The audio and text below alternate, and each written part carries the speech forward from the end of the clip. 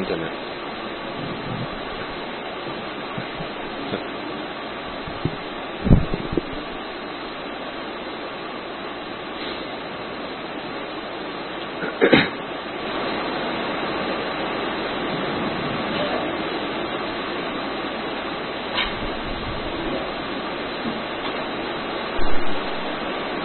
Can you all hear me okay?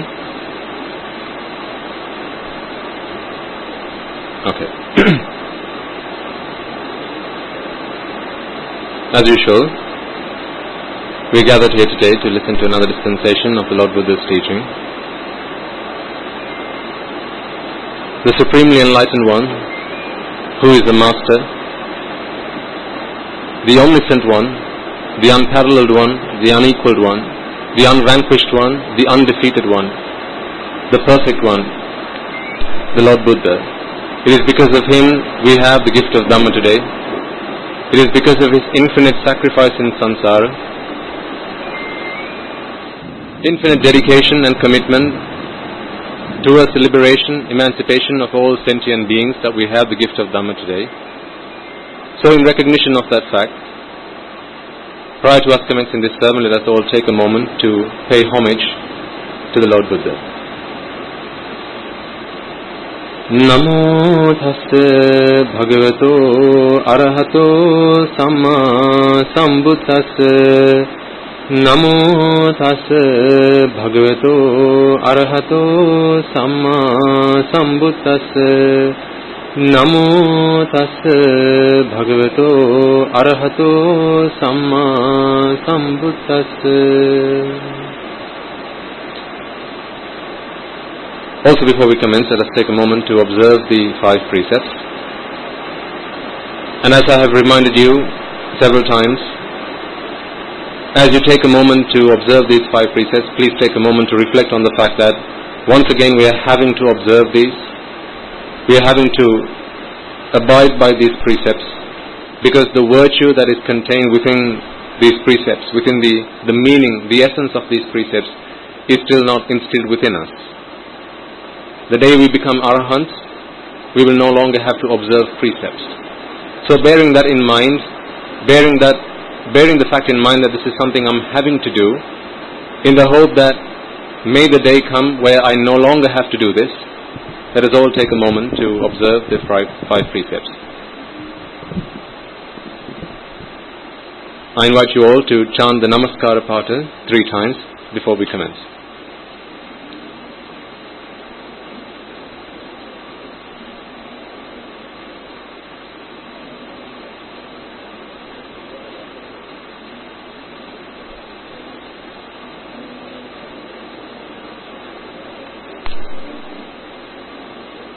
Buddhaṃ saraṇaṃ gacchāmi, Dhammaṃ saraṇaṃ gacchāmi,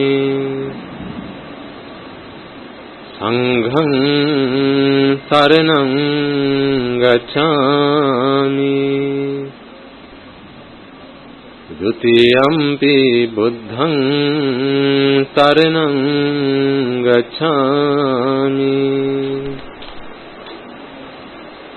Dutiyampi dhammaṃ saraṇaṃ gacchāmi,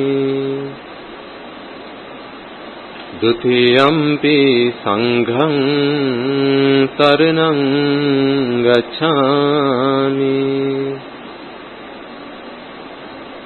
Tatiyampi buddhaṃ saraṇaṃ gacchāmi, Tatiyampi dhammaṃ saraṇaṃ gacchāmi, Tatiyampi saṅghaṃ saraṇaṃ gacchāmi, Saranāgamaṇaṃ sampunnaṃ, Pānāti pātā veramani Sikkhapadam samadhiyami.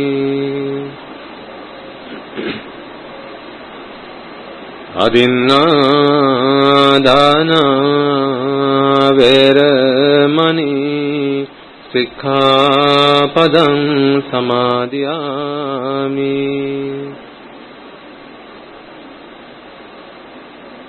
Kāmesu micchācārā veramani sikkhapadam samadhiyami.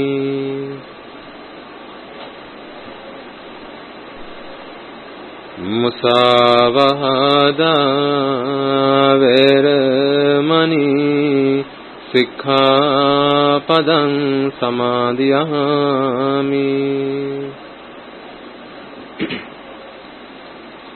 Surameraya majjapamā daṭṭhāna veramani sikkhapadam samadhiyami.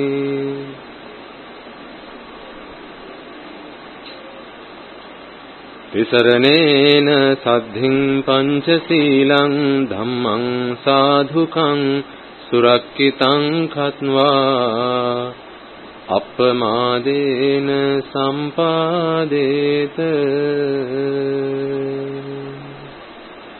Okay, you may now all be seated.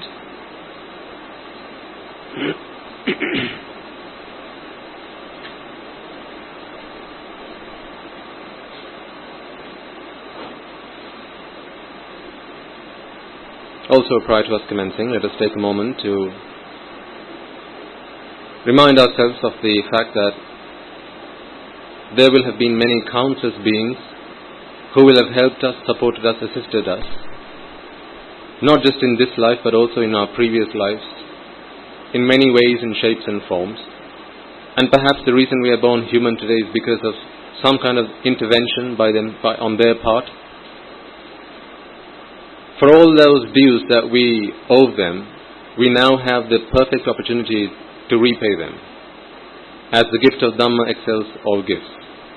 So, as we are now in the presence of the Dhamma, as we now have this opportunity to listen to the Dhamma, to understand and comprehend this Dhamma, let us extend this invitation out to Devas, Brahmas, spirits, demons and the dead, wherever they may be.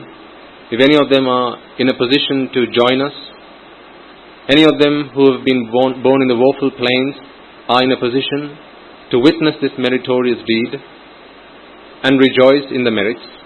And for those beings who are born in the blissful plane, who are looking for the Dhamma, seeking the Dhamma, on a quest to comprehend the Dhamma for their liberation, may this invitation open out to all those beings to join us, to be here in our presence, to listen to this Dhamma, to witness this meritorious deed, and attain the supreme bliss of Nibbana.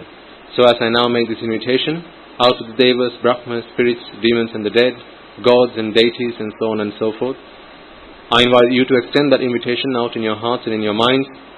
Wherever they may be, may they join us, listen to this Dhamma and attain the supreme bliss of Nibbana. Samanta Chakravalesu Atra Gacchantu Devata Sadhammam Munirajasanta Sunantu Sagmokkadam Dhammasavana Kalo Ayam Badhanta Dhammasavana Kalo Ayam Badhanta Dhammasavana Kalo Ayam Badhanta.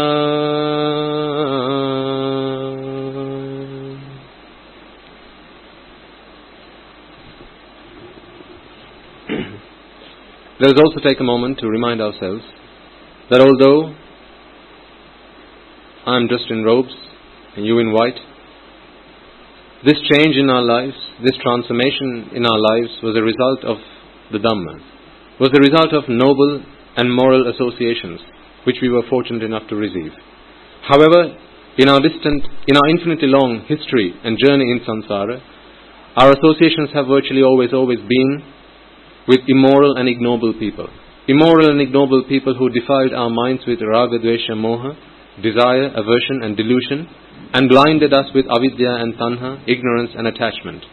Having been blinded as such, even in the presence of the Supreme Buddhas, the Pacceka Buddhas, the Arahata Buddhas, Anagami, Sakrudagamis and Sotapannas, be they on the path or having attained the fruits, we may have not been able to recognize their infinite qualities, their infinite greatness, and having been unable to do so, we may have insulted them, offended them, desecrated them, abused them.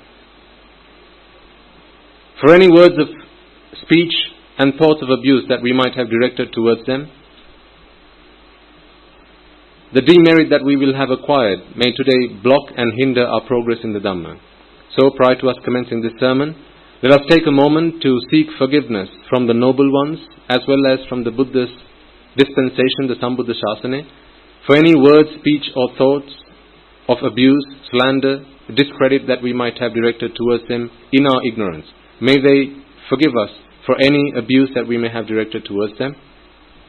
And finally, I request you all to make a firm resolve that through the course of this sermon, if there are any gaps in your knowledge, any gaps in your understanding, which is today the gap that you need to fill in order that you are able to achieve the state of Sotapanna, may this discourse, may this sermon help you do that. With that firm resolve in mind, I ask you all to prepare yourselves to listen to this sermon.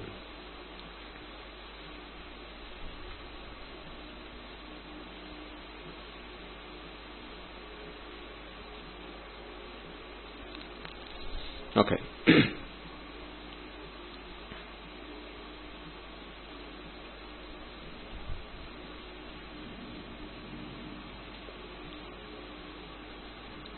It's probably the weather, right?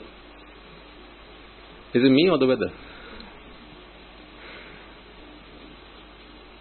Either way, I thought,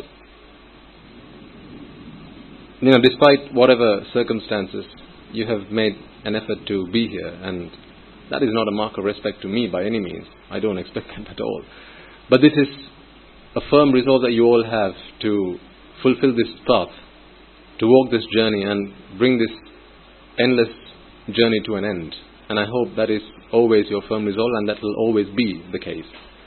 So, given that today we have few in number, perhaps I shall provide you the opportunity to ask questions. Because we have been discussing a lot of Dhamma over the last weeks, months. I don't know, how long have we been preaching now? Close to a year? Perhaps longer than that if you count the sermons we did when we were abroad. So, and of course there are some regular faces and some new faces, so you're all welcome. Guten Tag. But today I would like to offer you that opportunity to ask any questions that you might have related to the Dhamma that we've been discussing all this time. In your inquiries, I would suggest that we confine the remit of those questions to something that is useful to our path, to progressing the path. Because if we start our discussions and take them on avenues which are worldly and beyond the scope of what the Buddha really came into this world to teach us, then we are at risk of really going astray, going AWOL, and that would be a shame. Having said that, I will give you the opportunity to ask some questions, but I think it may be useful just to set the scene initially. So, perhaps a brief reminder of some of the things that we've been talking about so far.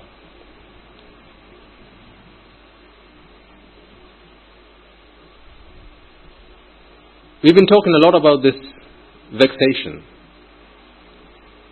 which was a crude translation for the word pelima that we have been using in Sinhala sermons. And for our non-native speakers, this is the feeling that we all experience. That feeling of unease, the feeling of disappointment, frustration, agony, despair, disappointment. A feeling that we are all way too familiar with, but not one that we are comfortable with at all, right? So, our journey and our path and our objective has to be, how do I put a stop to this? Yesterday someone came and asked me, in fact actually I asked the question, what do you think Buddhist philosophy is about? And I got a really good answer. So this person said, I think it's about achieving or understanding the ultimate truths. And I thought that was a perfect answer. And then I asked, what do you mean by ultimate truths? Is it knowledge about astrophysics or microbiology? What is ultimate truths? Why is it ultimate truths? Yes, I get what a truth is, but what's an ultimate truth? So then we got into a little conversation, and then what I explained to this person was that an ultimate truth is a truth that is true regardless. It's true for all. Doesn't matter whether you're a man or woman, black or white, tall or short, Asian or Caucasian, it really doesn't matter. Where you come from, where you're going, whether you're human, divine, celestial, none of that matters. Regardless of who you are, what your creed is, what your race is, what your religion is, what your philosophy is, it really doesn't matter. Because this is a uniform, a universal truth that is true for all of us. Recently, in a sermon that I was delivering, a question came to mind which I posed to the audience, and I think I'll do the same with you as well. So the question I have is, we know that when we speak of the ultimate truths, we speak of the Four Noble Truths that the Buddha proclaimed, he declared. Right? These are the Four Noble Truths, and we refer to them as being the ultimate truths.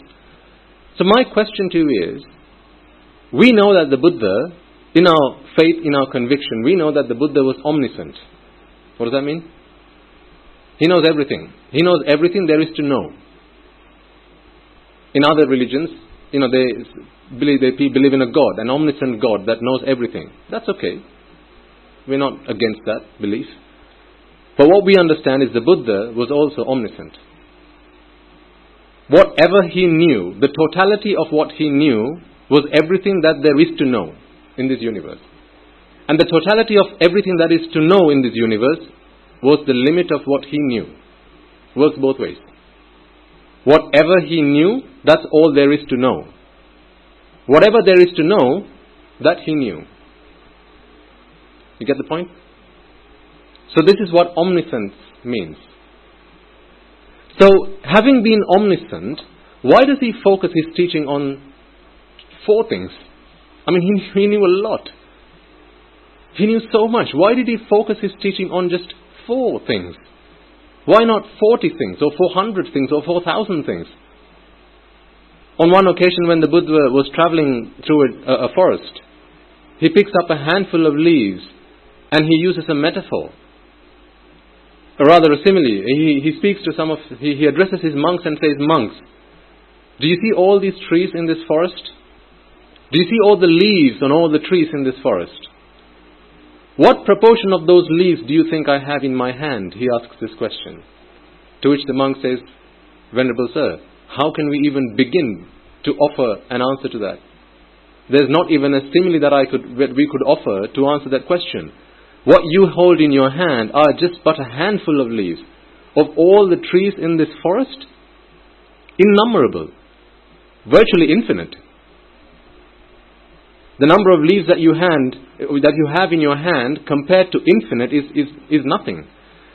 At which point the Buddha says, well, then let it be known that the Dhamma that I have taught to you, I have proclaimed, is much the same as the number of leaves that I hold in my hand. The Dhamma that I know is like all the leaves in all the trees in this forest. I shall not preach them. I'm not going to teach you everything I know. So you see, we have to then ask the question, well, when there was so much that he knew, why did he just speak about 4 things? All his teachings, 84,000 sutras, discourses you can find in the Tripitaka. And they're all centered on the 4 noble truths. Why 4?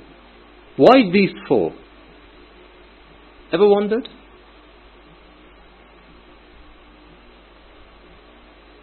Why?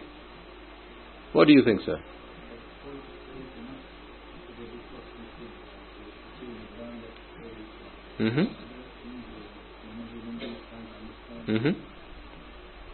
Okay.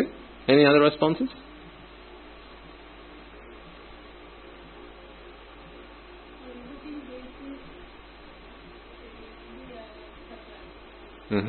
Okay. You see, we sentient beings, whether we are human or animals, humans and animals we can see, we can feel, we can touch, right? So let's limit our conversation to that. Forget celestial beings. Who knows, right? Who knows? We've not seen them, so I don't know. You could be forgiven for saying that, and that's okay. Humans and animals. Let's speak about these two. Both humans and animals, and humans, of course, we can relate to because we know and we've experienced. We suffer in two ways. We've spoken about this in the past, but this is just a refresher, a useful refresher, because we take detours, but we always have to keep our focus on that one path. Where are we going? Why are we doing this? Otherwise, our detours can take us, and we might get lost, and that would be a waste. So we all suffer in 2 ways. That's physically and mentally. Both animals and humans. We all suffer physically and mentally. Since time immemorial. When the first human came into this world, wherever they came from, don't ask me where from, because that is not something that is worthwhile talking about. Where did time start? When did the world come to being? Again, the Buddha could have spoken about that, but he didn't. That's a really interesting point there itself. There are certain questions the Buddha said, do not ask me these questions. Not because he didn't know. Because in simply explaining that or trying to explain that to somebody, we have a certain capacity to understand things. You can't teach Euclidean geometry to a 5-year-old because they don't have the mental capacity to understand that. At least not yet. There might one day be a day when that happens, once you've understood the background, once you've gone through certain qualifications and so on and so forth. Well, the day you become a Supreme Buddha, go ask another Supreme Buddha, where does the universe begin? And guess what? He'll offer you an answer. But the thing is, you won't need to ask that question then, because you will know for yourself. You'll know for yourself. You won't have to ask that question. So the reason that he doesn't offer some of these answers, the reason he doesn't speak about some of these things is because it's immaterial. It's not necessary. It's not relevant. To what? What is it not relevant to? So again, we suffer in 2 different ways. Physical and mental. Physical suffering, do we need a Buddha to help us solve? No. If I'm hungry, that's why we have farmers. Farmers, they milk their cows. Bakers, they bake bread. They grow crops. And they harvest their yield, and then they can feed us. You don't need a Buddha for that. There are doctors who are qualified and nurses who can treat us when we are ill, who can come up with medicine. Scientists, right? They do their investigations, they do their scientific experiments, and then they come up with all these wonderful ways to treat physical ailments, illnesses, and so on. Then there are masons and builders who are able to give us shelter. And then finally there are people who work with cloth and fabric, weavers and tailors and so on and so forth, who are able to provide us with clothing. So you don't need a Buddha to solve the physical problem. That's just mundane. Anyone can fix that.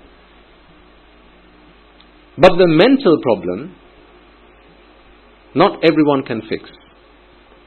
Because every time we've been looking for a solution to this mental problem, this feeling of frustration, vexation, disappointment, agony, despair, pain, We've always sought happiness that was conditional. Right? Whenever we wanted to find mental happiness, we always ran after conditional things, in the belief that a conditional object, be that a sight, a sound, a smell, a taste, touch, or a thought, because these are the 6 things that we can experience. Anything beyond that is not within our scope. We know, I can't see infrared. I don't think I'm ever going to be able to see it, because I don't have an organ that can pick up infrared waves. My eyes can only pick up light in the visible spectrum. My ears can only pick up sound within 20 and 20,000 hertz. Anything beyond that, anything below that, my ears are not sensitive. So if I want to listen to ultrasound, then I'm going to need a new organ. So really, I can only experience sight, sound, smell, taste, touch, and thoughts that I can perceive through my 6 senses. The eye, the nose, the ear, the tongue, the body, and the mind. These are my 6 senses. So this is my world. We all have a world, don't we? What, this world? No, the world that we live in. Yes, we live in this world too. But that's the world that our bodies live in. The world that our minds live in, that's an entirely different world. That's the world that we fabricate. We create that. This world is our bodies live in this world. Our minds live in a different world. We create that world. We create that world with things that we like, things that we love. We bring those things towards us and we create our mental world. And the things that we don't like, we throw away from our mental world because we don't like them. This is the term I used in one of the previous sermons, pleasure world. We've all been to leisure world, right? This is pleasure world. A world that we all create mentally, using the things that we like and removing, extracting, discarding things that we don't like because they bring us unhappiness. And the things that we like, be that a person, an object, an event, an incident, it doesn't matter. A sunrise, that's not an object, it's an event. If I like the sunrise or the sunset, then the sunrise or the sunset is part of the mental world that I live in. Isn't that why you have a picture of it at home? A waterfall. You can touch the water, but can you touch a waterfall? No. But you have a picture of that at home. So that's an event. It's something that happens. And then there are objects. Things, physical things. Flowers. Furniture. Necklaces. Jewelry. Rings. Things that, these physical objects that we like, and therefore we create our mental world with them. And then there are people. Our mothers, our fathers, brothers, uncles, sisters, husbands, wives, daughters, grandparents. People that we are so attached to. But one thing is fundamentally true about all this. And that is, everything that we have used to build our mental world was something that we were attached to. Or we are attached to. Is there anything in your mental world that you are not attached to? Is there anything in your mental world that you are not attached to? Is there? No. Because we build our mental world. It doesn't get built for us. We build it. The physical world, that gets built for us. But the mental world, we are entirely responsible for building that.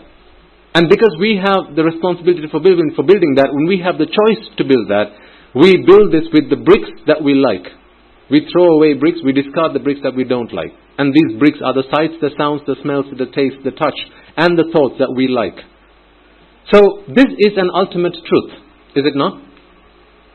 Whether you're man or beast, whether you're black or white, whether you're a Muslim, a Hindu, a Buddhist, or a Christian, we all live in a mental world that we create for ourselves. And in this mental world, whether you're a religious person or an atheist, in this mental world we have something that is fundamentally true, universally true across everybody, across all mental worlds, and that is this mental world has been built with what? Things that we like, things that we have attached ourselves to, things that we desire. So that is an ultimate truth, because it's true for everybody. And for those who believe in divine beings, gods and deities and Brahmas, well, it's the same for them as well. An arahant. Someone who has gone beyond the worldly. Not physically. They also live in the physical world. But they don't create a mental world. Because what happens when you build something? If you're responsible for something you've built, let's say your house. If you built your house, what do you have to do after you've built it? What do you do every day, every weekend at least? Clean it, wash it. What's one word for that? Maintain it. Right? Once you've built it, you've got to maintain it. Question, why do we have to maintain it? Build it. Well, that should be the end of it. Why do I have to maintain it? Why do you have to fix leaking taps? Why do you have to fix leaking roofs? Why do you have to fix broken floorboards? Why all this? Why do you have to remove stains from carpets? Why all this useless, ridiculous, wasteful things? Does anyone enjoy removing wine from stained carpets? Anyone enjoy fixing a leaking tap? No, we don't like that. Anyone enjoy sweeping home? Hoovering? No, we don't enjoy doing that. But it's something that we are having to do. We are having to maintain it. But what if you were to visit somebody? You were to visit a friend. You visit a friend and you walk into their bedroom and you see it's quite dusty. Now do you pick up the hoover and start hoovering it? Well, at best you might say, hey mate, look at your bedroom. I think it needs a good hoovering. Just as friendly advice. Take it or leave it. I don't care whether you do it or not. Not my problem. Why? Not my house. You didn't build it, so it's not my duty to maintain it. The thing is, once we've built it, now it's my duty to maintain it. But why is it that we are having to maintain this? Because the world is not. You don't like to sweep. You don't like to clean. You don't like to wash. But is the world to your liking? No. The world is not to our liking. This is why we say the world is conditional. When there are conditions, you get that result. Whatever the result might be. 3 and 3 equals what? What would you like it to be? Is that what 3 and 3 equals? What each of you like it to be? How about you, madam? What would you like 3 and 3 to equal? And you, sir, what would you like 3 and 3 to equal? No one comes and asks you, what would you like 3 and 3 to equal? Because that is a fundamental law. Whether you like it or not, 3 and 3 gives you 6. Why? Because I like it? Because I don't like it? No, 3 and 3 is 6 because that is the law. That is the cosmic fundamental law. That is just the nature. That's just nature. That's just the way it is. Not because I like it to be the case. Now, what is true about all conditional things is because it's conditional, they only last in that way, in that state, for as long as there are conditions that allow it to maintain that state. Remember some weeks ago we spoke of air conditioners? Do you remember? Why is an air conditioner called an air conditioner? What does it constantly have to do? Condition. When we say it's 25 degrees in this room, that's a condition. That's a state. Not a condition, but rather that's a state. What does an air conditioner do? It provides the conditions to maintain that state. Using whatever magic it does within its machinery, it provides the conditions to maintain that state. And if you like 25 degrees C, well, great. But sometimes air conditioners break. Why? Because you like it to break or you don't like it to break? Why does it break? Which one of those two reasons is why an air conditioner breaks? Because you like it to break or because you don't like it to break? A, B, both or neither? Neither, right? Not because you like it, not because you don't like it, not because of both. It's neither. Because there are conditions that allow it to work, that keep it in that condition, that keep it in that state. And as soon as an air conditioner breaks or stops working efficiently, now what happens? Now you can no longer maintain those conditions. That's why it's called an air conditioner. It conditions the air constantly.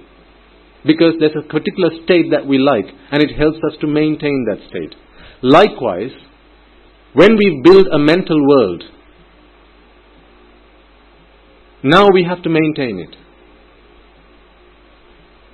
But the problem with the mental world that we build is all these things that we used to build the mental world are conditioned. Think for a moment about some of the things that you have used to build your mental world. Parents, husbands, wives, spouses, fiancés, fiancées, children, boyfriends, girlfriends, teachers, loved ones. What else? Cars, houses. All these things that we were initially attached to, and then now that became part of my mental world. See, if I were to give you a picture of your physical world, it wouldn't be that difficult. Because a picture of your physical world is really whatever space you're occupying right now, and perhaps whatever property that you own. You know, if you have 6 lands that you own, well, fair enough. All 6 lands, I take a bird's eye view picture, here you go. Here's your physical world. But what about the mental world? Wouldn't you like to go to Mars? Some people do. Now, if I were to give you a picture of the mental world, I'm going to have to get Mars onto a photograph. Where else then? Next, Jupiter. Now what do I have to do? Go and get Jupiter onto a photograph. What else? Oh, well, I like the woman next door. Now? Oh, we're in big trouble.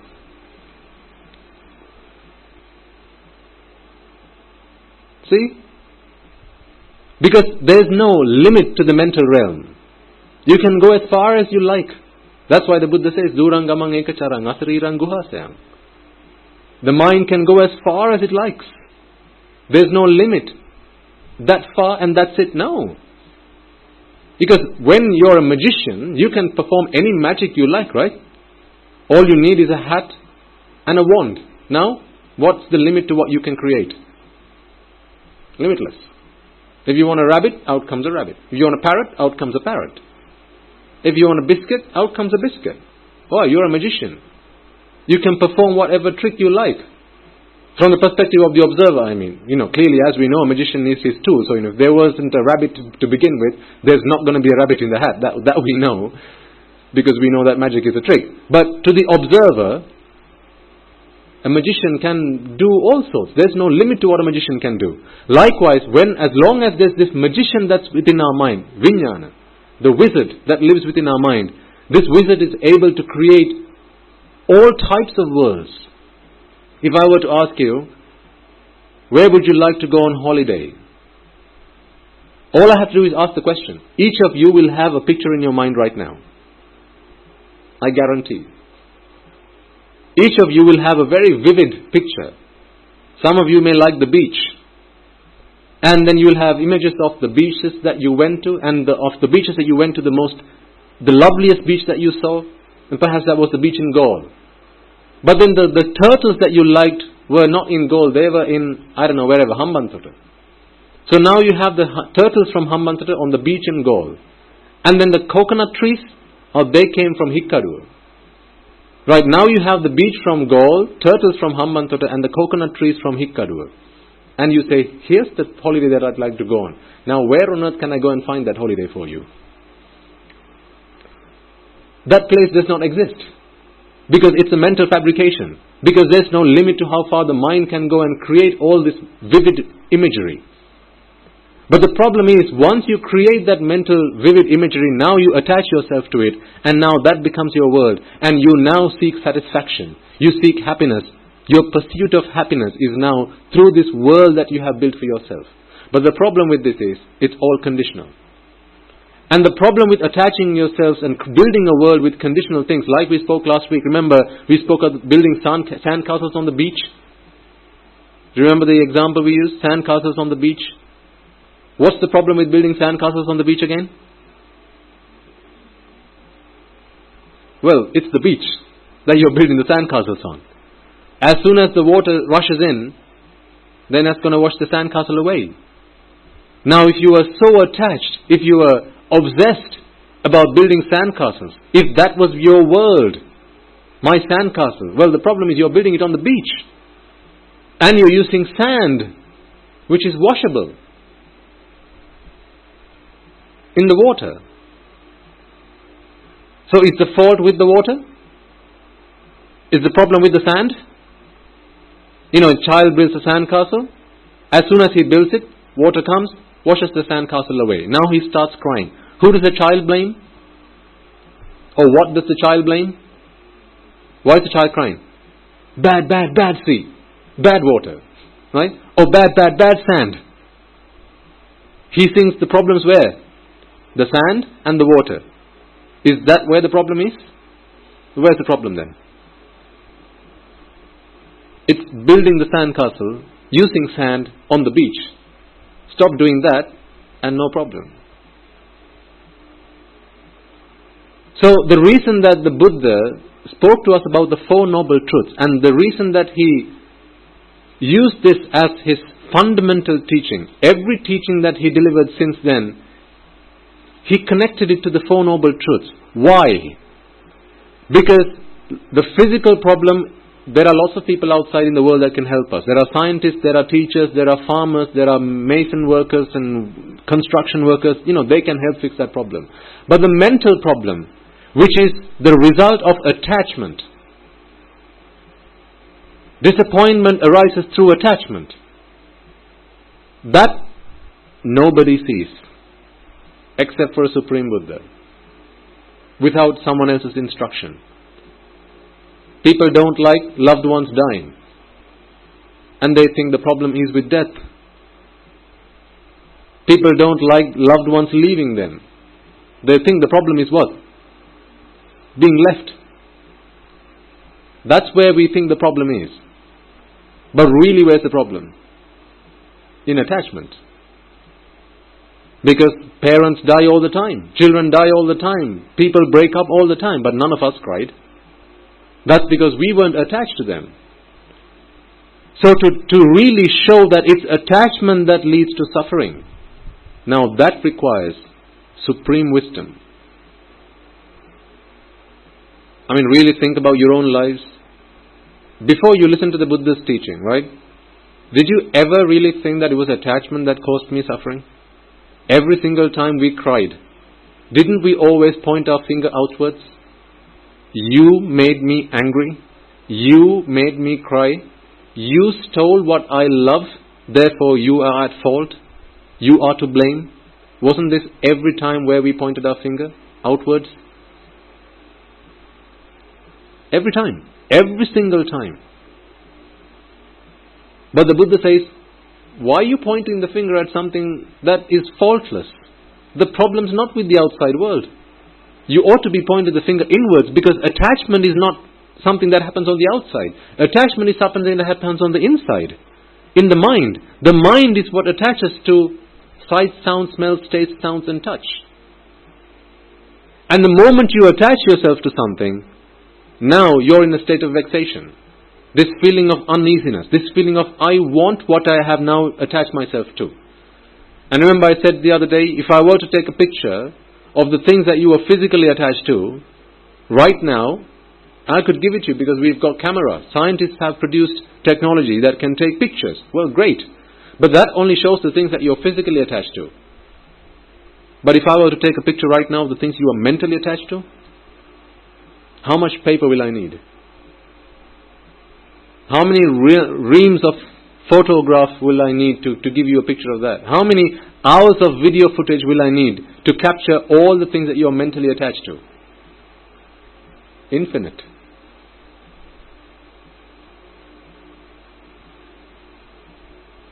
Not realizing that it was attachment that brought us suffering, what did we do? We went and attached ourselves to things.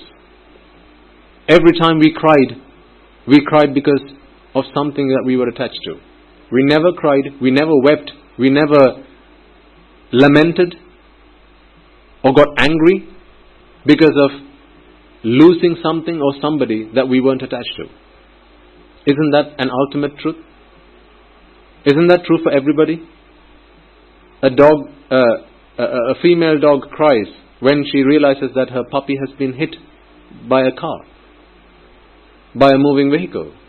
Well, she's crying because it's her puppy. It's her litter. Well, she never cried because of the female dog next in the neighboring town got its puppies run over by a car. That didn't happen. What if she was informed, hey, did you know that there's a puppy, next door, in the neighboring town that got run over? Not my problem. Why? No attachment. So it's attachment that always brings us suffering. And that is a fundamental truth. That is an ultimate truth. Because we suffer two ways, physically and mentally. Physical suffering, there are lots of people in the world who can help us. But mental suffering, not knowing that it's attachment that causes it, we go about trying to treat the wrong problem. Like last week I offered you the example of someone who's got a disease. Right? What do they treat? The disease or the symptoms? The symptoms. If you don't know that I have been infected by a bacterium, then you're not treating the disease, you're treating the symptoms. Because what you can see, what you can feel are the symptoms. I can feel I've got a cough, I can feel a temperature, I can feel a rash. Because I can see it with my physical eyes. Because I can see it, because I can feel it, because I can experience the suffering, now I'm going to go and find some treatment for my cough, for my cold, for my fever, for my rash. But until you realize that it's the bacteria that got ingested, which was the cause for this ailment, this disease, this infection, you're only going to be treating the symptoms. This is why you need a doctor. You visit the doctor does his scans, and then he says, well, I'm not saying don't take cough syrup, I'm not saying don't take paracetamol, but really you ought to be treating the disease, which is the bacteria that you've ingested. So I think you ought to take this prescription which has antibiotics written on it. It doesn't matter how many tablets of paracetamol you take, you're not going to be treating the disease.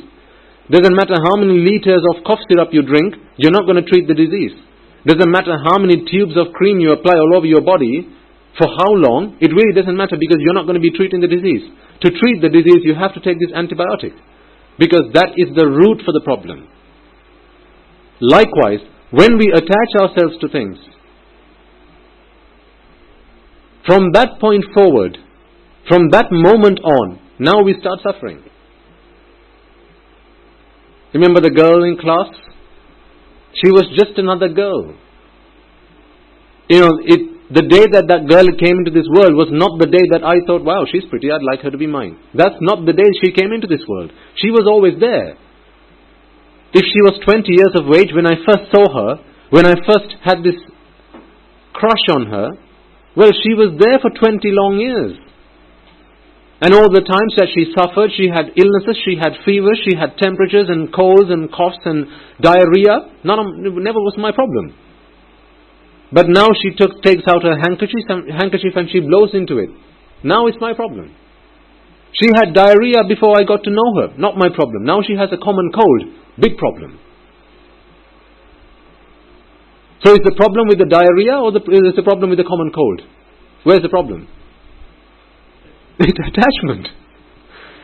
It's neither the common cold or the diarrhea. That's not the problem. To her, of course, it's the diarrhea. But to me, in my mental world, it's attachment. And as soon as I'm attached to something now, I want what it is that I'm attached to. What we desire. Now we want to acquire what we desire. This is all, hopefully this is bringing back some of the old stuff that we spoke about, because it will give you a good foundation, and then I'll open up for questions. Now we want what we desire. We go through the process of acquiring what we desire. And actually yesterday I had this thought that came to me.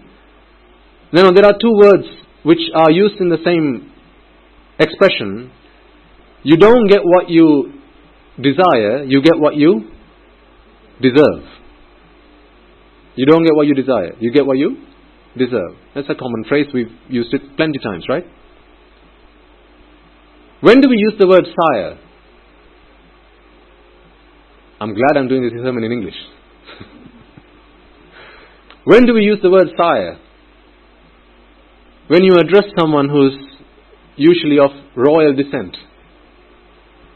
Majesty, your sire. How may I be of assistance? Sire.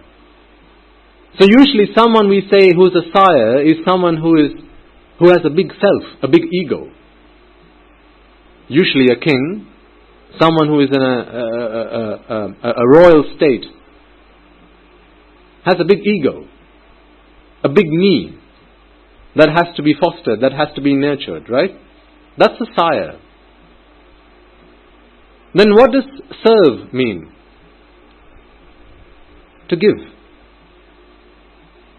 When you are a sire, now you want to grow the me, you want to grow the self, like a king who demands taxes from his subjects. Bring me what I'm your sire, I'm your majesty, I'm your king. You shall serve the king by providing me with taxes, the fruits of your hard labor. You shall serve me by providing me as much as I ask, as much as I demand, because I am the sire. So once you're a sire, it's not a feeling of wanting to give. It's a feeling of wanting to acquire. There's no giving in sire. There's only taking in sire. Desiring. What about deserving? Serving is to give. You serve someone some food onto a plate. That's serving, to give. To give something that you have, give it away. That's serving.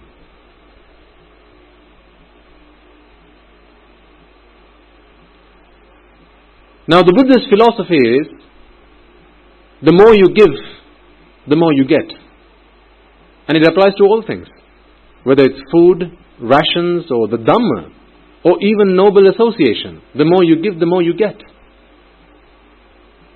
So, is it not right then to say, you don't get what you desire? Because really, when you become a sire, now you're always demanding of others. Hey, give me, give me, give me, give me. What do you have? Give me. I'm your king. You're my subject. Give me. Come on, give me. It's always give. I want. Attachment. Right? I'm attached, so give me. But what about to serve? I'm letting go of my attachment. And then giving. What would you like? Here, let me serve you. What else would you like? Let me serve you. Serving is to give what you have to somebody else.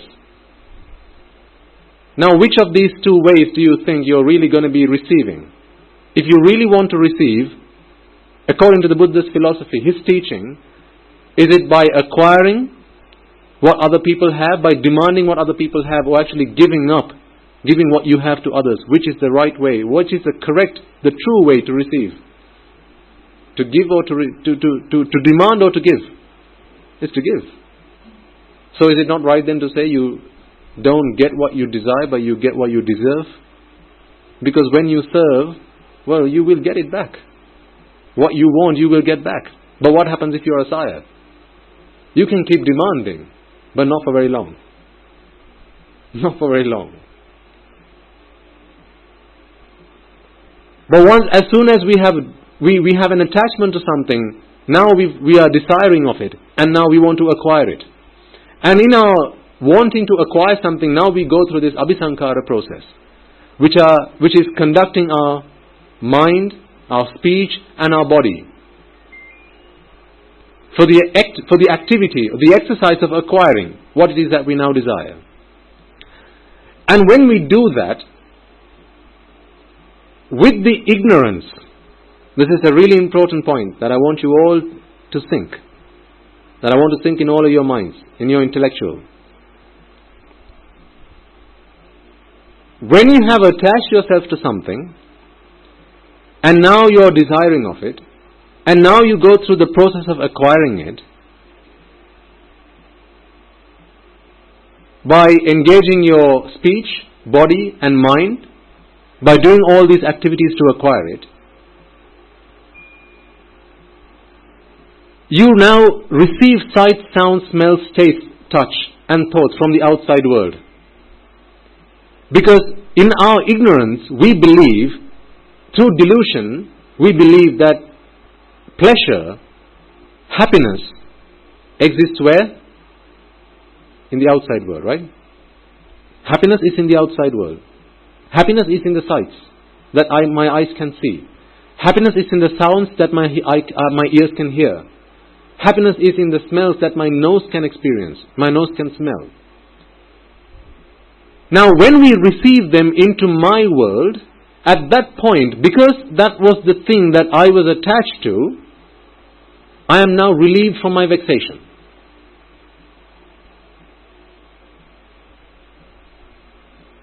I am now relieved from my vexation not because I received that particular object. It's not because I saw a particular sight. It's because that sight which I was attached to came into my world. This is a very subtle point. I'll give you an example which will help you better understand this. Let's say we're all feeling hungry. Why do we feel hunger? When there's no food in our stomachs. That's when we feel hungry. And our gastric juices start seeping out, and then they start working their magic on our guts. Right? That's when we start feeling hunger. So, in simple terms, when there's no food. Now, we've all experienced hunger. When you're feeling hungry, to relieve someone of hunger, what needs to happen? Go on, it's a really simple question. What needs to happen to relieve someone of hunger? Eat what? Something. That's the key word. Does it have to be rice? Does it have to be bread? Does it have to be noodles? Could it not be grass? Could it not be battle feed? Or rather, cattle feed even? Food that you serve cattle? Cows? Could it not be water? Well, as soon as something goes into your stomach, now it's no longer empty, therefore now you feel relief from hunger, right? It doesn't have to be what? It doesn't have to be any particular type of food. It could be anything. But the thing is, normally what we do is we don't go eating grass. What we do is we eat rice, we eat noodles, we eat bread, we eat, all these things that we have come up with, scientists have produced into this world through their culinary expertise.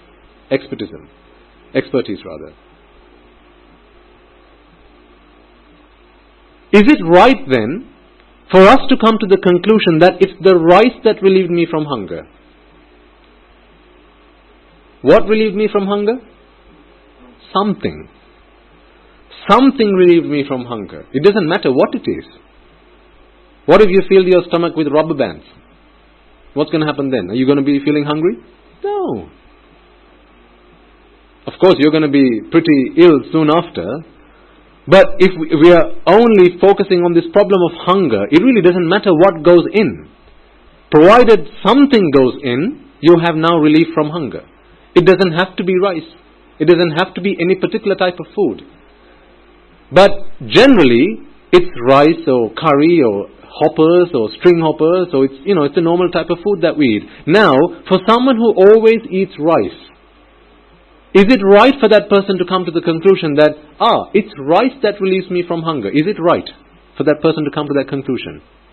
No. But if he were to say, it's rice that relieves me from hunger, is that a wise statement or an ignorant statement? It's a statement full of ignorance. Because it's not the rice that relieved him from hunger. It's just something. It just happened to be rice. It just happened to be whatever food that you put into your stomach. Likewise,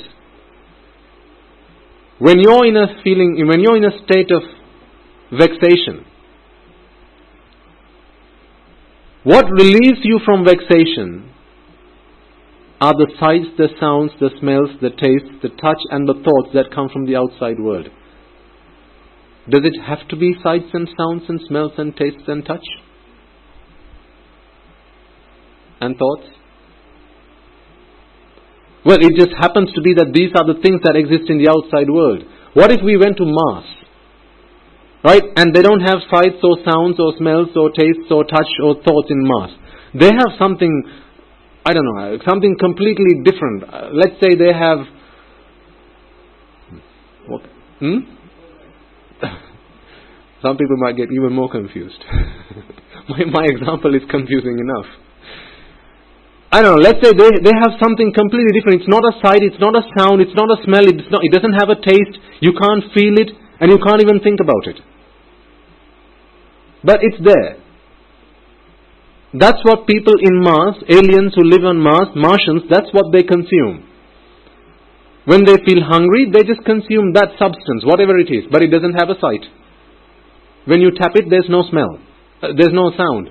You put it on your tongue, there's no taste. You hold it to your nose, there's no smell. You touch it, you can't feel it. You can't perceive it through your five senses. But it relieves you of hunger. Or you put it in your stomach, it's still something, right? And it relieves you of hunger. So is it sights and sounds and smells and tastes that relieves you of vexation then? Or is it just something coming in? It just happens to be the thing that you were attached to. If it's the thing that you were attached to, it doesn't matter what it is that you were attached to. It will relieve you from vexation. That's the point. It doesn't matter what you're attached to. Whatever you're attached to, when it comes into your world, you will be relieved of suffering, of vexation. It just happens to be that the only things that are there in the outside world are sights and sounds and smells and tastes and touch and thoughts. That just happens to be a coincidence, really. I'll give you another example to help really understand this point. For those of you perhaps in the medical profession or in a related field may be able to relate to this pretty well. Do you know of the placebo effect? Have you heard of that? Let me explain. Someone gets a griping stomachache. It's pretty bad, right? So this guy goes to the doctor and says, "Doctor, I've got a really bad stomachache. I really need your help." Now, let's imagine for a moment that this doctor is a specialist in stomachaches. If there is a stomachache, then this doctor knows of that. A stomachache that this doctor doesn't know of does not exist. Let's make that assumption. If there is a stomachache, then this doctor knows of it. A stomachache that this doctor doesn't know of does not exist. Okay? So he does his scans, blood tests and whatever tests that the doctor does, and finally says, "I've examined you thoroughly and I can confirm that you do not have a stomachache." That cannot be the case. Now he's an expert, and using our assumption we can come to the conclusion that, this guy does not have a stomachache. But he's adamant. He says, "No, I don't care what you say. I have a stomachache. I can feel it. It's alright for you to say I don't have one, but I can feel it. I have it." Now, if there is no stomachache that is not within the scope, within the remit, or within the knowledge of this doctor that can exist, then can we not come to the conclusion that this stomachache really does not exist? Can we not come to the conclusion that this is an entirely mentally fabricated experience that this patient's feeling right now? Because it's not a real stomachache. Because if it were, then the doctor would have picked it up in his scans, right? All with me so far? Okay. So, what the doctor does on this occasion is he says, having tried to explain to this patient on several attempts, and the patient is not willing to accept that he doesn't have a stomachache, what the doctor says is, "Actually, you know what? I do know of this particular stomachache, which very few people really experience in this world, and I know that there's a pill. It's very rare. It's very hard to find this pill. Let me get it for you. And I think that is probably the stomachache that you're feeling right now, because we've run all the tests and I've excluded everything else, so it has to be that." Now the patient thinks, finally you know what I'm talking about. Finally I found a doctor who's come to his senses. Thank you. Because all this time, although the doctor knew that there was no problem, the patient wasn't willing to accept that. Why? Because it's a mentally fabricated illness that he's feeling right now. The stomachache really does not exist. So what the doctor does now is he brings a pill. And it's just wheat flour. It's just flour. Not a flour, not this kind of flour, wheat flour. Oh, let's say vitamin C. Okay, just to make it easy, to keep it simple. It's just a vitamin C tablet. Vitamin C tablets never cured stomachaches. There's no vitamin C tablet on this planet that can cure a stomachache. Am I right? Yes. But what this doctor says is, this is the pill that's going to cure your stomachache. I know it. This is, I think, the first or the second time I've met a patient like you. Your condition is extremely rare. But thankfully, I've got this pill for you. Take a couple of these pills. Take it for a couple of days and you'll be fine. So this guy takes this pill home. He doesn't need a couple of days. He takes it one night and the next day he's fine. Why? Because did the stomachache really exist? No. It was entirely a mental fabrication. That is what a placebo is. You can find this word in the dictionary. It's a placebo pill. Because there is no medicinal effect in that drug that can cure this illness. It's just a support for this patient that thinks he's got a problem. That's all it is. Likewise, you love it when I say likewise, right? Likewise, when someone's in a state of vexation, because it's a mental fabrication that there is pleasure, where? In sights, sounds, smells, tastes, touch and thoughts. Where is this? On the outside world. Because there's ignorance and delusion that dictates to this person that pleasure and happiness exist in the outside world. Now he's just looking for whatever. I just need it because I think it's there. Therefore I need it. So the moment you give it to him, then he feels good. Was there any effect in the sight that cured this person? This happiness or prettiness exists in the sight? Is this a pretty flower? Is this a pretty flower? There are purple flowers and there are white flowers. Which one's prettier? Go on. Which one's prettier? Can you answer that question? Well, you can, can't you? Let's be honest. Let's not fool ourselves. Yes, I can answer that question. I can answer that question. I'm going to say it's a purple flower. Why? Because of my delusion. I'm going to say it's a purple flower. But I can guarantee, I can vouch that there's someone in the audience thinking, what do you mean the purple flower? Look at the white flower. It's gorgeous. Are you mad? Look at it.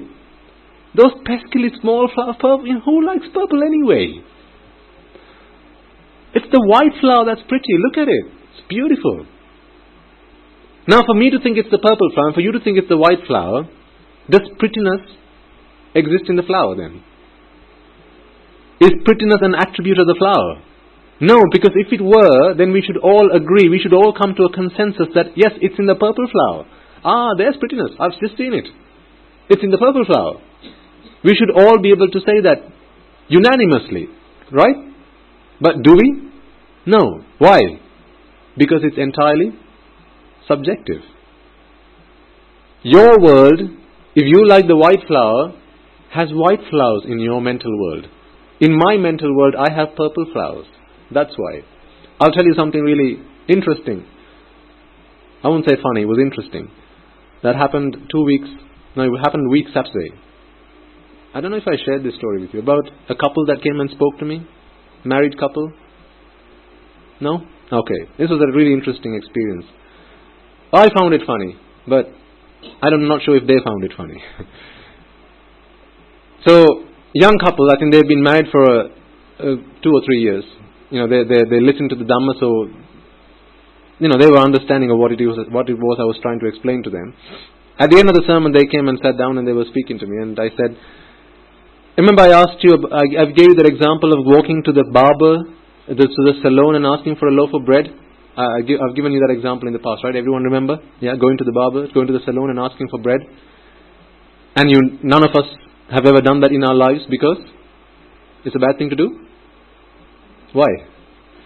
Because there's no bread in the salon. Bread is not something that is sold in at the barbers in the salon, right? That's why we don't go to the barber.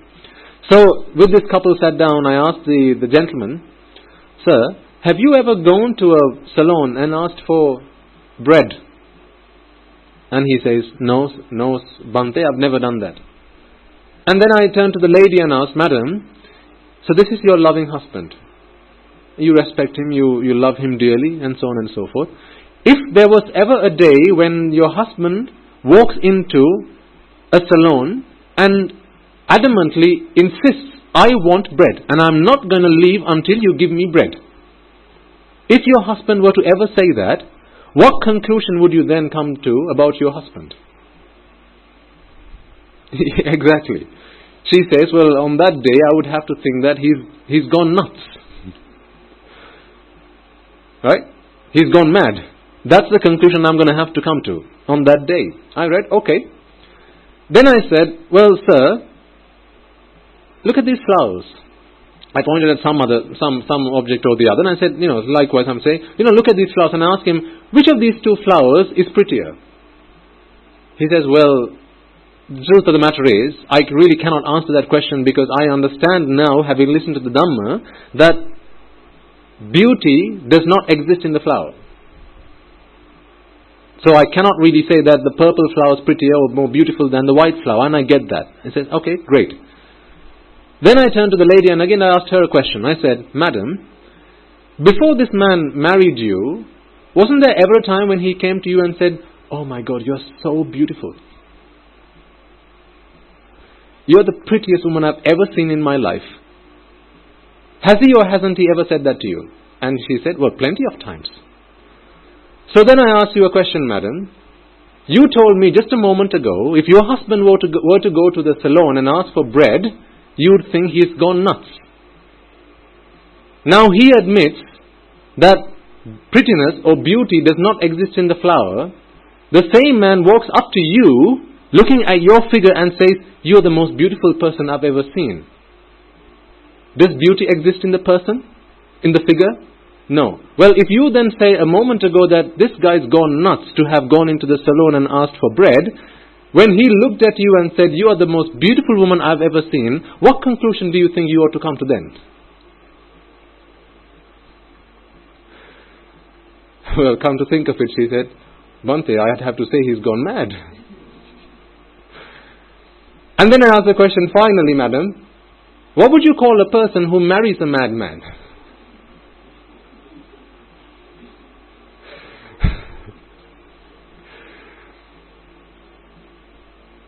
Well, a mad woman. I mean, isn't that the case? Think about it really.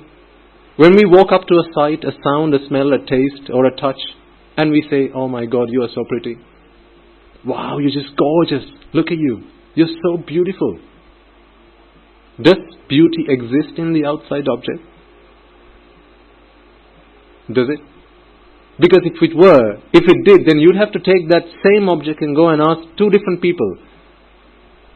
Ask a sample of 100 people. Bring two women. A sample of 100 people. Which one do you think looks prettier? Don't say it, write it down on a bit of paper and put it into the ballot box. You take a count at the end. Well, what are you going to find? The answer is going to be what? It's going to be split. There's going to be split. Some are going to say it's this girl, the other's going to say it's that girl. Well, for that to be the case, well then beauty cannot be an attribute of the person. It cannot be an attribute of the sight, the outside object. It cannot be. It's entirely subjective. Is that not right? Yes. And the same goes for sounds. Did I give you the example? Did I tell you about going into a zoo and listening to birds chirping? Do you remember that? A guy walks into a zoo and he goes to the aviary where there are birds, right? All types of birds, and he's listening to these birds and they're chirping and they're bird songs and he's like, oh, beautiful birds, and what a lovely noise they make. So he's really enjoying this.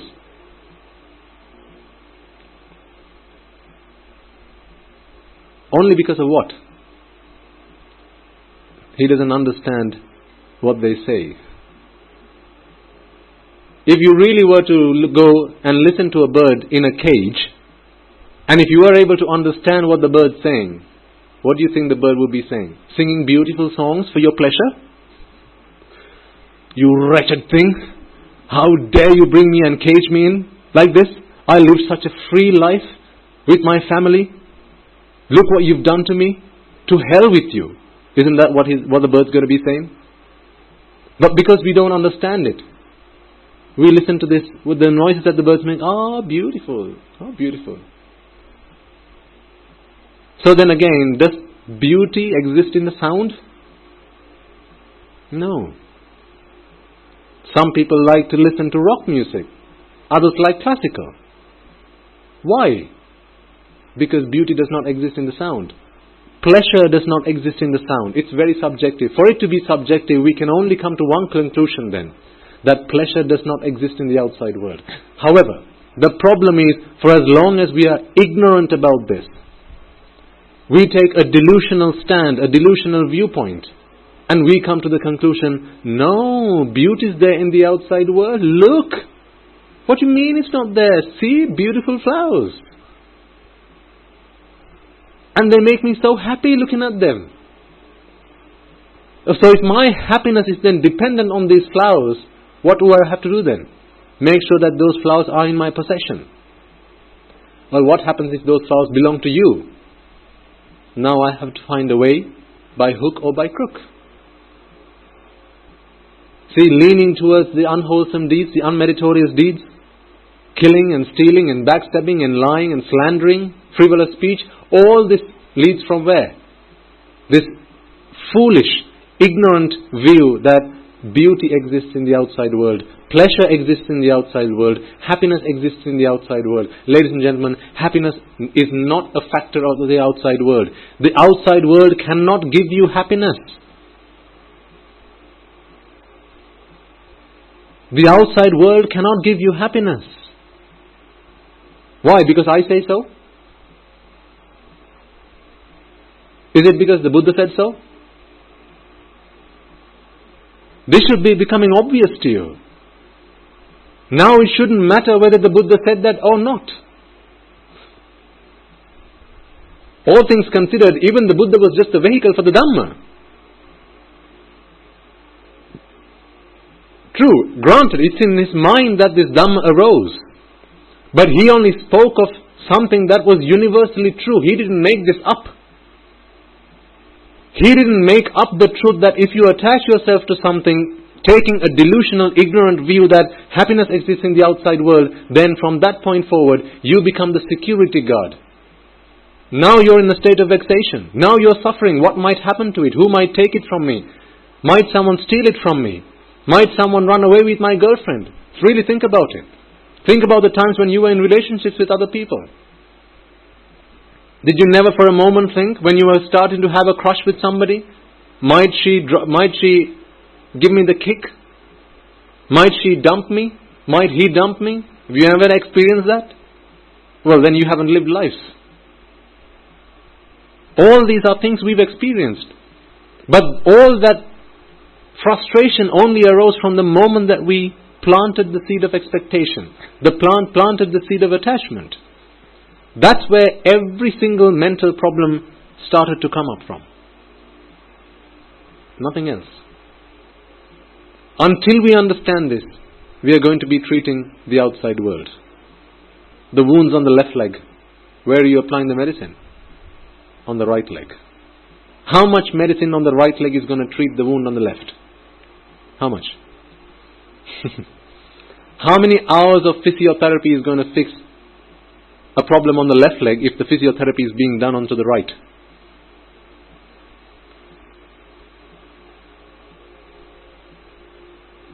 $100 hours?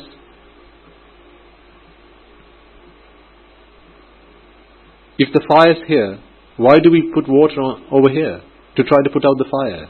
The fire's over there. We put the water there. Not here. There's the fire. So the problem is with attachment, not the outside world. This is why last week I was trying to explain to you the difference between dukkha and dukkha dukkha. I was trying to explain to you the difference between dukkha and sankhara dukkha, dukkha and viparinama dukkha.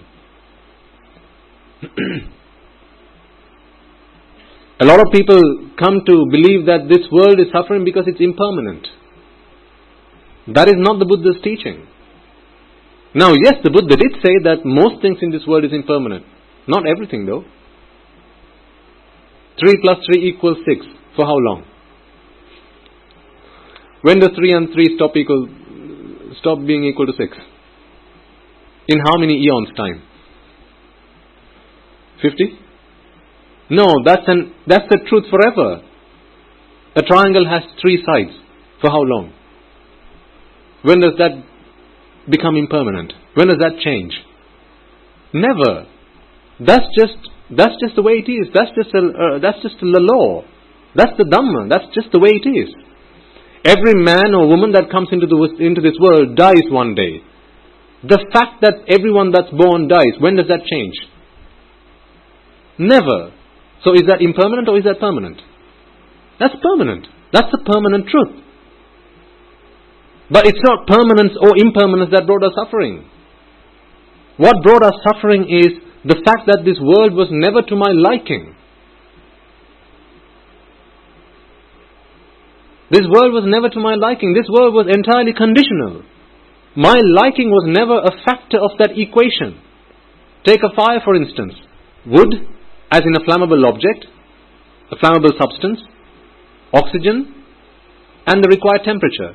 Provided you provide these 3 factors, who here can stop a fire from being lit? Anyone?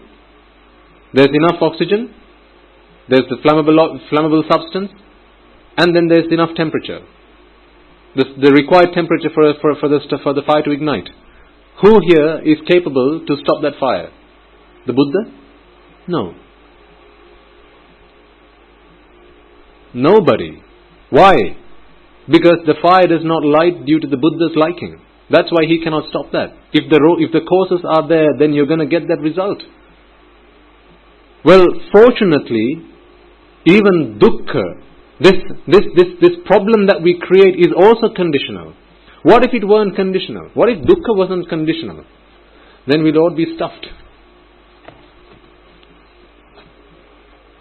We'd all be stuffed. What is dukkha again? It's the disease. Dukkha is the symptoms. Dukkha is the symptom. Sankhara dukkha is the symptom. Viparinama dukkha is the symptom. For those who have not heard those 3 words before, dukkha is the suffering that comes after you've attached yourself to something. You buy yourself a new car. Now you become the security guard for this car. It's now your problem. If there's a bird that flies over and puts poop on the windscreen, now that's your problem. So you're always you're always worried what might happen when you start. For those of you who've driven in Sri Lanka and on streets on Colombo, how much fear comes into your minds when you pull the car out of the garage, and you're on the street because of how people drive and the traffic problem that we have. Nothing's happened to the car yet, but still there's always this fire that's burning. So what if?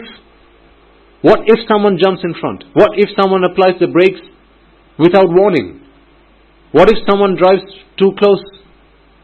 What if someone pulls up in front of me without warning? All these what if questions. When did these questions arise? When the car was in the showroom? No. Those questions were still there, not to me, the owner of the showroom. Why? Because who did the car belong to then? The guy at the showroom. You see, when they transfer the keys, they're not just transferring the keys.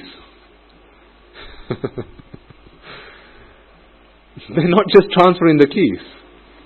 They're transferring a whole lot of suffering along with it. You just don't see it. When you're signing the paperwork, here's the money, here's the car. It's not just the keys, it's not just the documents that you get with it. There's a whole bag full of suffering that comes with it. Well, alas, we are blind to it. And then there's sankhara dukkha, which is the dukkha, the suffering that is involved in the effort that you have to make. No one likes going and getting out loans. Anyone take out a loan for fun? No, but when you want to buy the car, now you have no choice. You go and get the loan. Or you have to work nights. You have to work long shifts. No one enjoys doing that, but you have to. Because if you did really enjoy doing it, then you would be doing it anyway. Without the car, you'd still be doing it. But it's when you have the prospect of the car, the promise of the car, the promise of being able to acquire what you desire, now you're prepared to do these things. Because these are things that we weren't prepared to do beforehand, because we knew none of this was happening, none of this was fun. Therefore, then surely if it wasn't fun then, it can't be fun now. Just because now you're doing this to achieve something that you like, can't mean now all of a sudden this has become fun. Taking an objective view, it can't be fun. That can't be fun. So that is all sankhara dukkha. And then whatever we attach to, well, attached to or not attached to, all of that passes away. But it becomes a dukkha, it becomes a viparinama dukkha because of the attachment. So all these three, dukkha dukkha, sankhara dukkha and viparinama dukkha, the reason that we go through all this, we have to feel, we have to endure all this pain, is because of the attachment that came beforehand. As soon as attachment came in, everything else starts coming in line. So that was a reminder of some of the things that we've been speaking of lately, and a few examples as a refresher for some of you. I'll pause for any questions you might have. You don't have to have questions, by the way. There's no must. I just thought because it's few in number today, then I'll give you a chance to ask questions if you have any.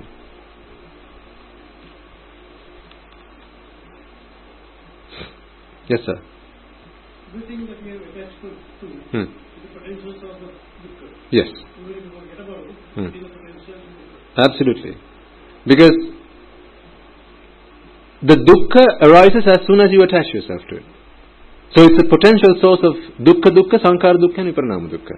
The moment that you attach to, whether you're cognizant of it or not, it could be locked away in your drawer. Perhaps at this moment in time you have let's say you've got a gold ring that was an heirloom from your grandparents, and it's in your drawer, locked away. You don't even know about it.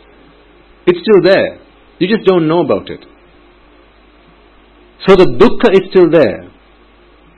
It just hasn't surfaced yet, because we are not talking about it just yet.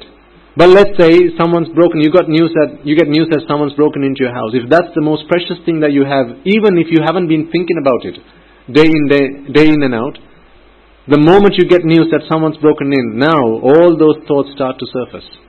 Oh my God, what might have happened to my ring? Might someone have taken it? Because it's like ambers under the coal. It's just ambers, red ambers. You just need to throw some fuel onto it and a flame. The fire's not out yet. The fire's there. You just can't see because there's no flame. The flame is experiencing the dukkha dukkha, sankhara dukkha and viparinama dukkha. The ambers that lie there, that's the dukkha. Really good question you asked, because it brought out that example as well. You know those red hot ambers, like when you make a barbecue? Right? I don't do that now, but I used to. When you have a barbecue, sometimes you no flames, it's just the ambers, and that's enough heat. So you don't want the flames, right? So the flames are there, but the moment, let's say, some oil drops from the meat, what happens then? Now the flame starts again. The flame comes up, and now you can see the flame. Now if you put your hand there, it's going to burn you. Where you're standing, you can now start to feel the fire. You may not be able to feel the ambers from where you're standing, but as soon as the flames start to come up, now you're going to start to feel it. Likewise, these ambers, these are the things that we are this is attachment. This is the dukkha, because dukkha is again conditioned. Thankfully, this is what I said before. Dukkha is conditioned thankfully, because it's only conditioned things that you can do something about. The reason I used the example of the fire earlier, the only reason that you can put out a fire is because of what? It's conditioned. If the fire weren't conditioned, you would never be able to put out a fire. How do we put out a fire? You might throw water on it. What are you doing by throwing water on it? What are you taking away? Temperature. Because the fuel's still there, oxygen's still there, but you're taking away what? Temperature. Because water absorbs the temperature. and it evaporates. In that process, it absorbs the temperature from the fire, right? So that puts out the fire. So what you've done, it's not the throwing of the water that puts out the fire. It's the taking away of the heat. That's what puts out the fire. That's a really important point to understand. It's not throwing water that puts out the fire. It's taking away the heat that puts out the fire. Because if it were water, then we would have to come to then lack of water is going to be a condition of the fire. Lack of water is not a condition of the fire. What are the three factors that contribute to a fire? Flammable substance, oxygen, and temperature. These are the three things. Lack of water? No. That's not a factor. But what happens when you put the water? One of the factors that a fire is dependent on is taken away. As soon as you take away at least one of those conditions, that's enough. You don't have to take away all three. Just take away one. The last time someone you know died, why did they die? Because their brain stopped working, their lungs stopped working, their heart stopped working, the liver stopped working, kidney stopped working, intestine stopped working, because all of them stopped working. How many of these things needed to stop working? If it is a vital organ, just one. Brain stops? No, that's enough. Heart stops? That's also enough. You don't need the brain and the heart both to stop. No, one's enough. What does that imply then? The brain, the heart, and all these vital organs are all conditions for this person to be alive. Take away one, that's more than enough. Likewise, dukkha, this dukkha, this problem that we're trying to solve, which is the first noble truth, the first ultimate truth, dukkha are satya. Remember, it's not dukkha are satya. It's dukkha are satya. It's not sankhara dukkha are satya. It's not even viparinama dukkha are satya. It's just dukkha are satya. Because that is what someone without the help of a Buddha, or someone who has seen the Dhamma through a disciple of the Buddha, is not able to see. This is why I asked you at the beginning, did we ever in our lives, through our own wisdom, think that it was attachment that brought us suffering? No, we never thought that. We can never come to that understanding without the help of a Buddha. Therefore, the first noble truth, this is one of the ultimate truths of dukkha arya satya. The first noble truth of suffering is not the suffering of someone dying. It's not the suffering of someone falling ill, breaking a leg, breaking an arm, getting a wound, getting a stomachache. That's not the suffering. Because everyone knows that that's suffering. You don't need the Buddha's help for that. You ask a non-Buddhist, you break a leg, happy or sad? What are they going to say? Happy? No, that'd be madness. They say, no, that's sad. I don't like that. That's suffering. But so then, therefore, then that cannot be the dukkha arya satya that the Buddha taught us. The dukkha arya satya is this conditioned entity that we create. It's not an entity that you can touch, by the way. You can only think about it. You can contemplate on it. You can't perceive it through your eyes or your eyes, nose, through your five senses. You can only contemplate through it. You can only perceive it through your mind, because it's something that is perceived by the intellect, by intellectual capacity. And that is, all things in this world are conditioned. Attachment to a conditioned world equals what? Dukkha. It's attachment to a conditioned world that causes suffering. It's not the conditioned world that causes suffering. Remember, once I invited you to go and attach yourself as much as you like. To what? Something that's not conditioned. That's okay.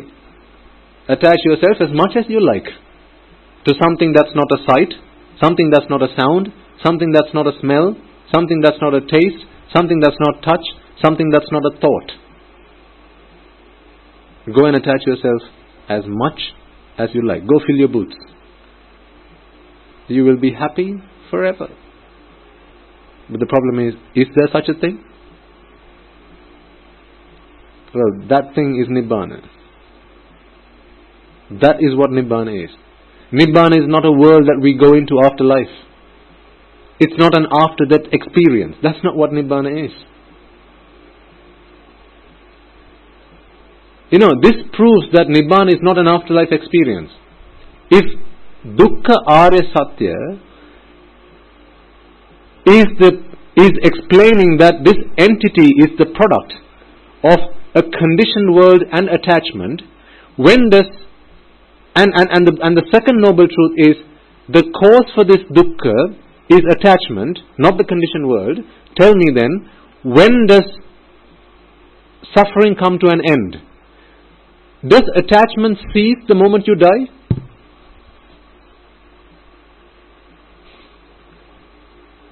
Does attachment cease the moment you die?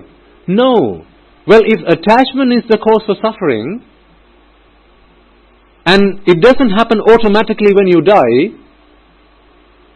then how can Nibbana be an afterlife experience? Do you get the point? Let me repeat. If dukkha is an entity which is the product of attachment to a conditioned world, when you die, does the fact that this world is conditioned come to an end? No.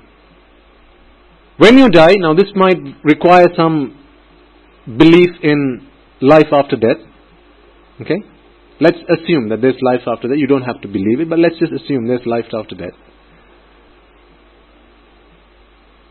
If attachment stops the moment you die, or rather, does attachment stop the moment you die?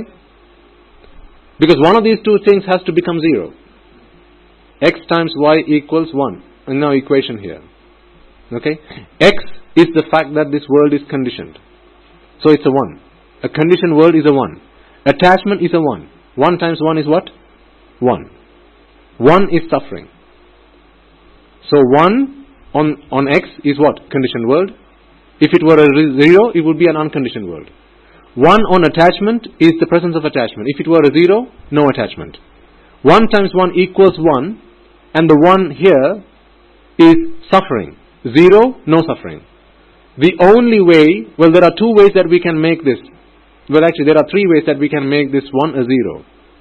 Either X has to equal 0, or Y has to equal 0, or both X and Y has to equal 0. These are the only three ways that you can do this. So, either you have to change this conditioned world to an unconditioned world, that's making X 0, or you have to stop attachment, that's making Y 0, and that's also okay, that also works. Or you have to do both. Change this world to an unconditioned world and stop attachment. But you don't have to worry about that. I mean, why bother with two when you can just work with one? You don't have to fix both problems, just fix one problem. But which of these two problems can we really only fix? Changing X to 0 or changing Y to 0? Y to 0. So if changing Y to 0 is what we are trying to do, does that happen when you die? No. Death does not equal cease attachment. Ceasing of attachment happens when we are alive, when ignorance has been uprooted. So that can really only happen in a mind that is alive. It cannot happen in a dead person. A live mind has to be there. A live being has to be present for that. For attachment to stop, because attachment is something that happens in a live mind, not in a dead mind. So then really, attachment turning from 1 to a 0 happens in a live person. So let's say someone lives up until the age of 80. They're 50 years of age now. On their 50th birthday, Y turns from 1 to a 0. Is there suffering from that point forward? No. Did they have to die for attachment to become 0? For suffering to become 0? No. Because it's not conditioned world, attachment, and being alive equals suffering. That's not the equation for suffering. Attachment to a conditioned world equals suffering. You can't change the fact that this world is conditioned. That's just the way the world is. The only thing you can really influence is attachment. And why do we attach ourselves to things? Because of ignorance. Ignorance of what? Which of these two flowers is more beautiful? For as long as you can answer that question, ladies and gentlemen, whether you speak it out vocally or you think it in your minds, for as long as you can answer the question when I asked you which of these two flowers are prettier, I can guarantee that you are suffering. So really from this day forward, you can do your own test before you leave this room.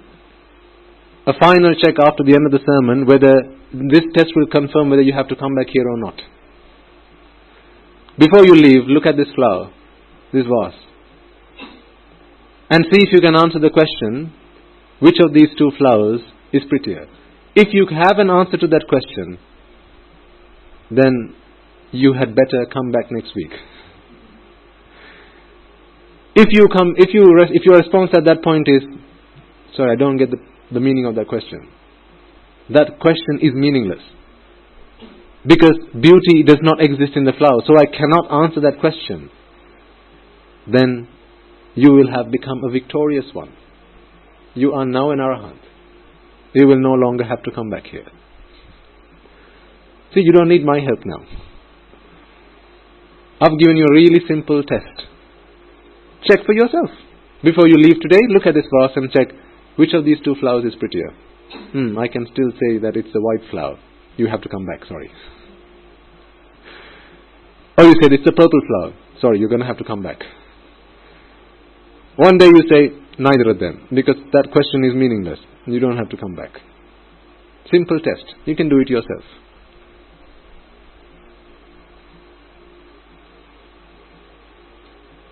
For as long as we take that view, then there's a problem there. Because beauty does not exist in the outside world. This is why I said, thinking back about that placebo, right? That pill did not have it had zero medicinal effect on that illness, on that disease. It wasn't the pill that cured this person. It was the belief that it's the pill that's going to cure me. For as long as this guy had that thought, the pill's going to fix me, it was that distorted view, or the distorted perception, or the distorted consciousness. Because distortion comes in three forms. Either view, perception, or consciousness. It's one of these three things. And once you've broken the distorted view, then you're on a good journey. Now you've embarked on this path, the Noble Eightfold Path. Now when you're on that path, now you know, if you know for a fact that beauty cannot exist in the outside world, ladies and gentlemen, when you look at this flower, you might still feel, actually I can still sense that it's the white flower that's prettier. But you know that is not the truth. Great! That's really good that you know that there's a problem now. Because up until now, we didn't even know there was a problem. Not knowing the problem is the biggest problem of all. Because then you can't fix it. You don't want to fix it when you don't know that there's a problem. But when you know there's a problem, now you want to fix it.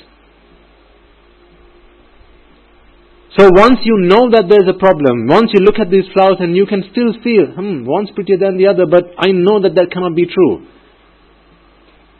If you are absolutely crystal clear on that, without a shadow of a doubt, then your distorted view has been eradicated. You have now stepped into the Noble Eightfold Path. Sammaditthi.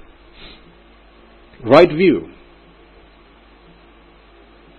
If I give you on a plate a slice of pizza,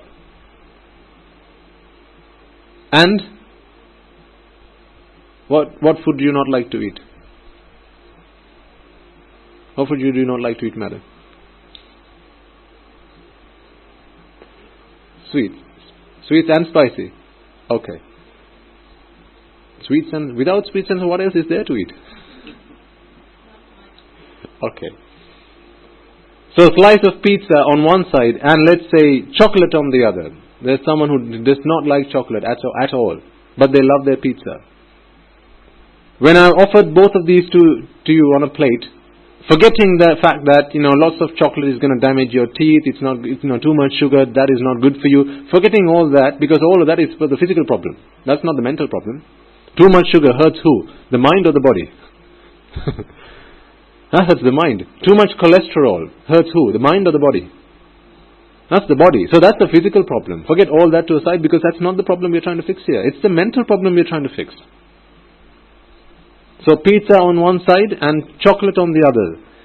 You don't like chocolate, you like the pizza. You look at it and go, I'll have the pizza please. Both of these can sate your hunger. But you have a preference. You're going to have to keep coming back here. The day you go to the restaurant, you get up, you get the menu, and the waiter comes and asks you, what would you like to have today, sir? And then you start going through with your index finger, going through the menu. You're going to have to keep coming back. For as long as you're going to have to keep going through it, no, I don't like that too much. That, maybe. Let's check the other one first. For as long as you're going to have to do that, you're going to have to keep coming back. I don't mean to this monastery. I mean, you're going to have to keep going back to the Dhamma. Because your arahanthood has not yet been fulfilled. Because as an arahant, you feel hunger. Which of these items of food can sate your hunger? Only the first 10? No, any of them can. So it really shouldn't matter which one goes in. Anything can go in. And I've said to you in the past, sometimes, even today I found it quite interesting when we were taking alms. There was a really young kid, I think he was about 4 or 5 years of age. He came running towards me and he was stood by me, next to me as I was sat down taking alms, and he was looking at my alms bowl, probably quite perplexed. He was wondering, why on earth are you eating like that? Because when we get served into our alms bowl, we've got rice and pudding and papadums and curd and honey, and there's everything in the alms bowl. Well, if I've only got one stomach and they're all going to go into the same place anyway, what difference does it make which order they go in? It's not like I have 3 stomachs into which first the starters go, then the rice goes into the second, and dessert goes into the third.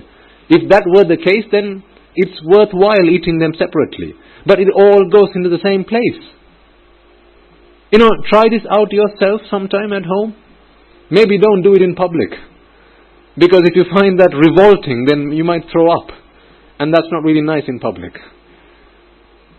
Okay, don't try with food. Let me suggest to you this. I've seen sometimes people, they've tea. They've taken their tea and there's just a little bit left, but it's dried up now. Because they haven't washed their teacup at the end of the tea. An hour passes by and now they want to take some water. And they're reluctant to put water into the same teacup and drink it. Not because there's now bacteria in the tea. That's not the problem. Because what happens when the tea dissolves in the water? Now water starts tasting a little bit like tea. I don't like that. Well, where did the tea go to an hour ago? The same place where the water is going right now. So if they're both going to the same place, what difference does it make which order they go in? Right? Because if the purpose of consuming food is relief from hunger, relief from thirst, then what order do they have to go in? Does mains have to go before the dessert to relieve one from hunger? Says who? Says an ignorant mind. That's who says. Not the stomach. Not even the tongue. I mean, to be quite frank, when you look at your plate, there'll be lots of different types of food on your plate. If I were to mix them all up, how many of you would be prepared to start eating it? One plate, mix everything up, all the curries mixed up, now start eating it. Perhaps not many. But what do you do when you mix everything up and put it into your mouth? If you're either using your fingers to eat or a spoon, what do you do with your spoon? You mix everything together. What do you do with your hand? You mix all that food together. Dal and malum and chicken and fish and egg and this and that, and everything gets mixed. Now what happens?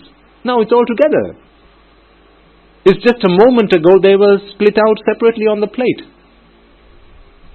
So when you start to realize that there's a problem with this, now it's time to start fixing it. Because if it's relief from hunger that you seek, then it really shouldn't matter what orientation, how your food is served. Do you sometimes, when you go get served, do you turn your plate before you start eating it?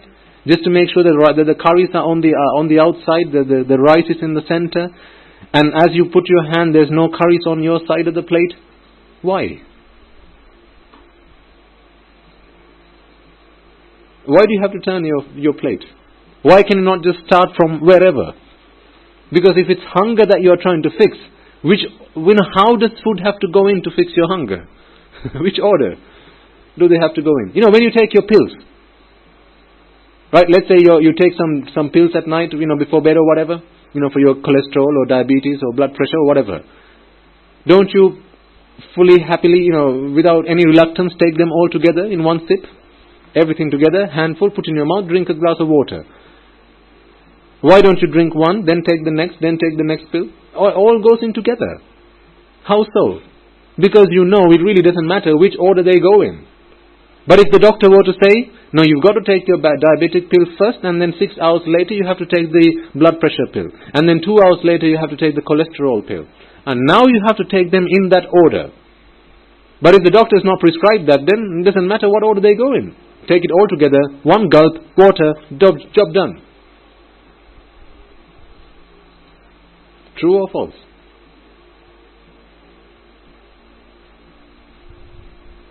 So when we realize that these are things that we are doing out of habit, then we are beginning to spot habits that we have to try and break. That's not to say that when you're at home you have to eat like that. That's not to say that when you go somewhere you have to mix everything together and eat your pudding with your rice. That's not what I'm saying. But what I am trying to say is, if you were expected or if you were supposed to eat like that, even that should be okay. If you are not okay with that, you still have to keep coming back. Because there's still a way for us to go. Once you become an anagami, it doesn't matter what your food tastes like. Because the only reason I'm taking my food is to sate my hunger. The only reason I'm taking this drink is to quench my thirst. Nothing else. Why? And why so? Because are there good tastes and bad tastes in the outside world? No. Some like their tea with sugar, others hate tea. Others hate sugar in their tea. They only drink dark tea. No sugar, please. Thank you very much. With sugar, throw that away. I can't sip it. I can't even drink it. So which type of tea is a better tea then? One with sugar or without sugar? Objective or subjective? Subjective. If it's subjective, then does it exist in the tea? No, it exists in our mental world. We're all mental. That's the problem. It's all mental.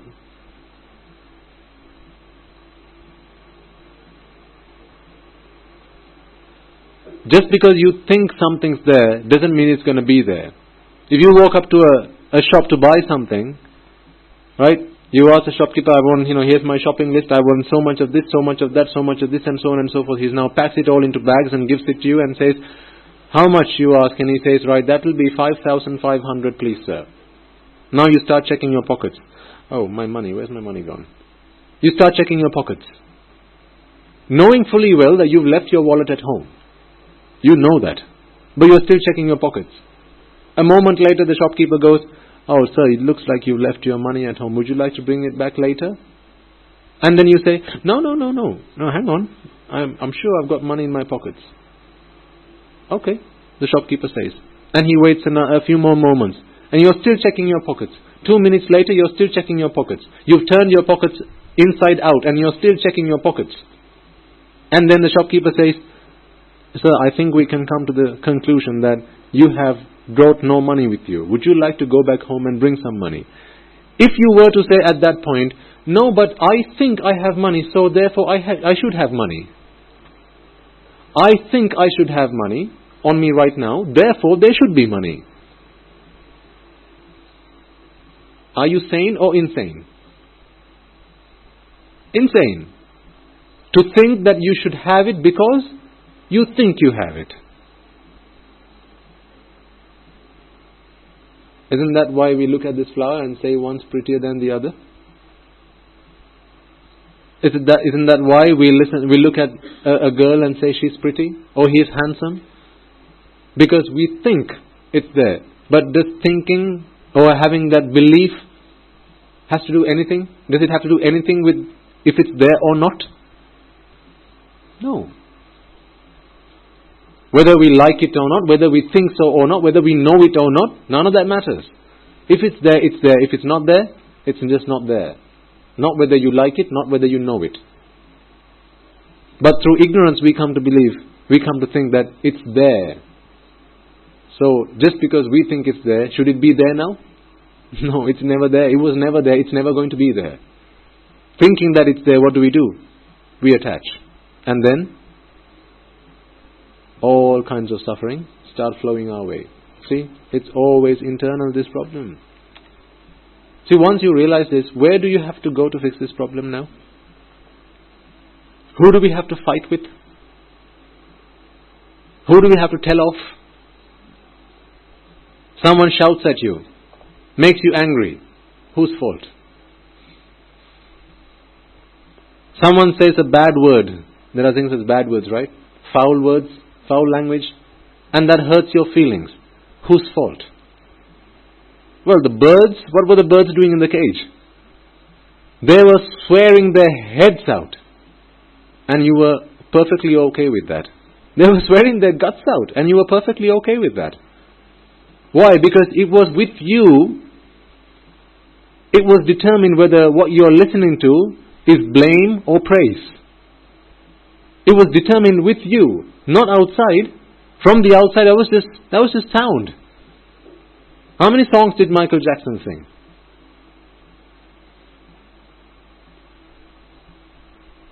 How about Elton John? How many songs did he sing?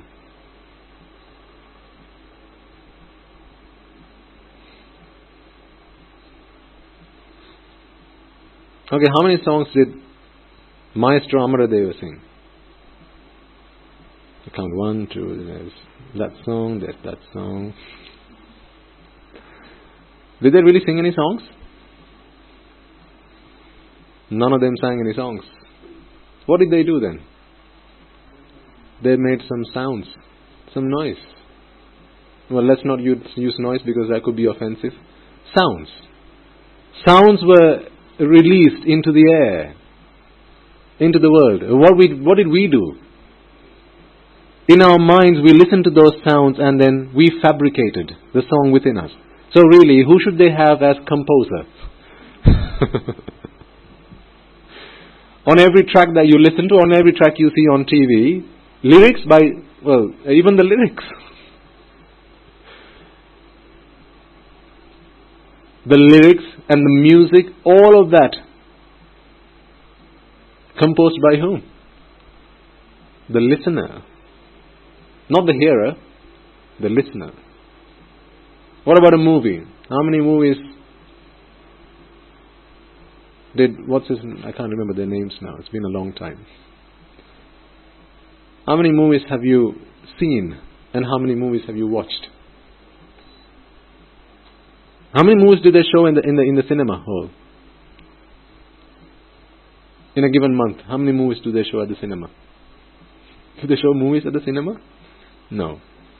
We go and open our eyes and we take in all those sights and then we start to direct in our own minds. So who really should have the name as director?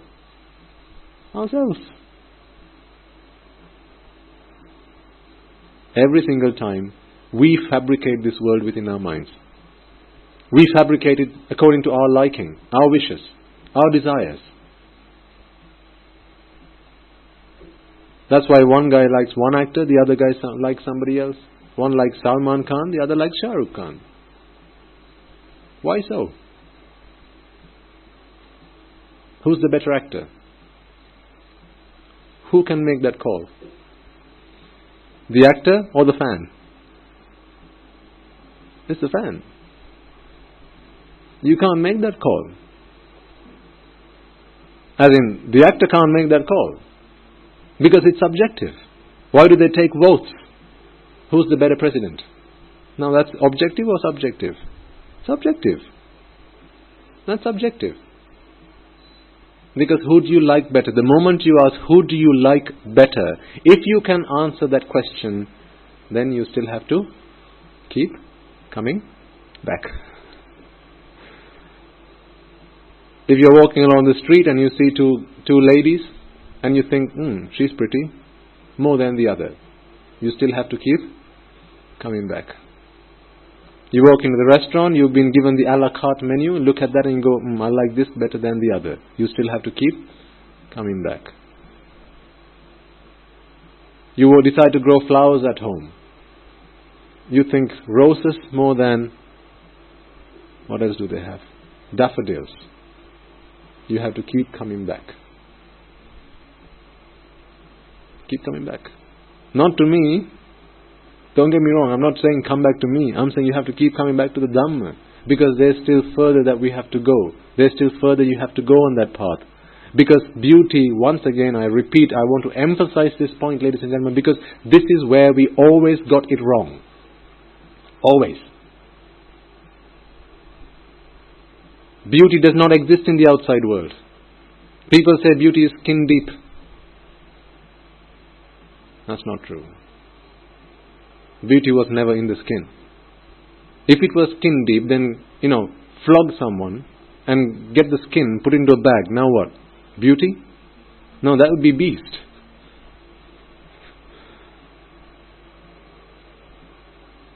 Beauty is not skin deep, but beauty lies in the eye of the beholder. No, that is true. That is so true. Beauty lies in the eye of the beholder. Said who? Possibly an arhat. Maybe one in England. Or wherever. There's one other thing I want to get you to think about, and then we'll conclude the sermon. Now, when we speak about pleasure, clearly it's something that we can all feel, right? That's why, the Buddha says the reason that all sentient beings keep going round in samsara is because they can feel this pleasure. Right? I give you a slice of pizza, you're not even hungry, and now you're starting to feel hungry all of a sudden. So you're sensing pleasure, so no question there. Now, most of the time when people come up to me and they say, they say, Swaminatha, I'd really like to check myself if I've understood the doctrine. Would you mind listening to me and I'll explain to you what I think I've understood? So some people come and do that with me. I say, yeah, sure, go ahead. So some people say, that I realize that being able to sense pleasure, there's something wrong with it. Because an arahant never would experience pleasure. Why? Because there's no vexation. And therefore, if there's no vexation, there's nothing to be relieved from. Yeah? All with me so far? There's no vexation to be relieved from, no suffering to be relieved from, therefore there can't be pleasure. Pleasure is always relief from suffering. Yeah? Relief from a headache is pleasure. Well, you had to have had the headache in the first place. When you scratch yourself and you got a rash, that's pleasurable. But you have to have had the rash in the first place. No rash, scratch yourself. Is that pleasurable? No. Quite possibly it's going to be annoying a little bit.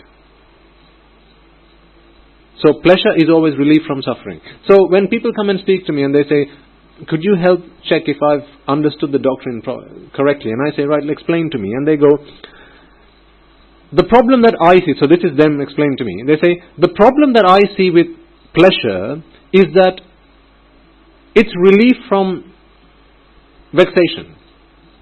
So vexation or suffering was there beforehand and it was relief from that brought me pleasure. I see that as being a problem. I say, yes, that is true, that is a problem. And they say, let me continue. Sure, go ahead. And then they say, this pleasure that I have now given rise to is going to pass away in a moment. So this is very momentary, and it's going to pass away. And I see that as being a problem. And I say, yes, that is true as well. So the fact that you have had to go through a lot of effort, go through the abhisankara process, and also that you were in a state of vexation prior to experiencing this pleasure, and it's relief from that suffering that brought you this pleasure is a problem. Yes, no doubt about that. And also this pleasure that we have now given rise to is going to pass away momentarily. That is also a problem. Yes, agreed, that is also a problem. So when someone asked me this question, I asked them a question in return. And I said, what if, this is a hypothetical scenario, I said, what if I were able to freeze that moment of pleasure? I freeze time. Now there's pleasure and I have frozen that moment of pleasure. True, you've had to go through make some effort to acquire that pleasure, and you have now been relieved of the suffering that was there beforehand. Yes, that's true, that's all gone. But now this pleasure is not going to pass away. It's going to be there, fixed, frozen. What would you say about that? Is there a problem with that?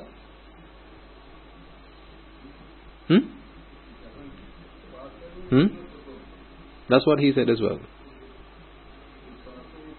Okay, good. What else? Any other thoughts? Beg your pardon, sir? It is its nature. But what I'm suggesting is, through some supernatural power, okay, I've got this magic wand. I've got this magic winnowing fan. I don't have a wand.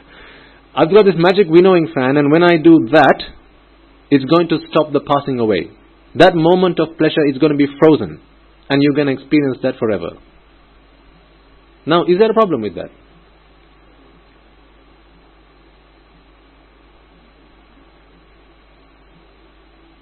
Is there? Let me give you an example. There's a wealthy man. He's got a lot of money. I go to him and say, you've got a lot of money, right? Yes, I'm a very wealthy man. I say, you've had to work really hard to earn this money, haven't you? He says, yes, I've had to work really hard to earn all this money. A lot of labor, a lot of pain, a lot of toil to earn this money. And then I ask him, so all that was hard work, pain, you didn't really enjoy that, did you? No, actually, that was quite a lot of suffering, so I really didn't enjoy that. But now you got a lot of money. Yes. And you are happy about that. Yes, I'm very happy about that.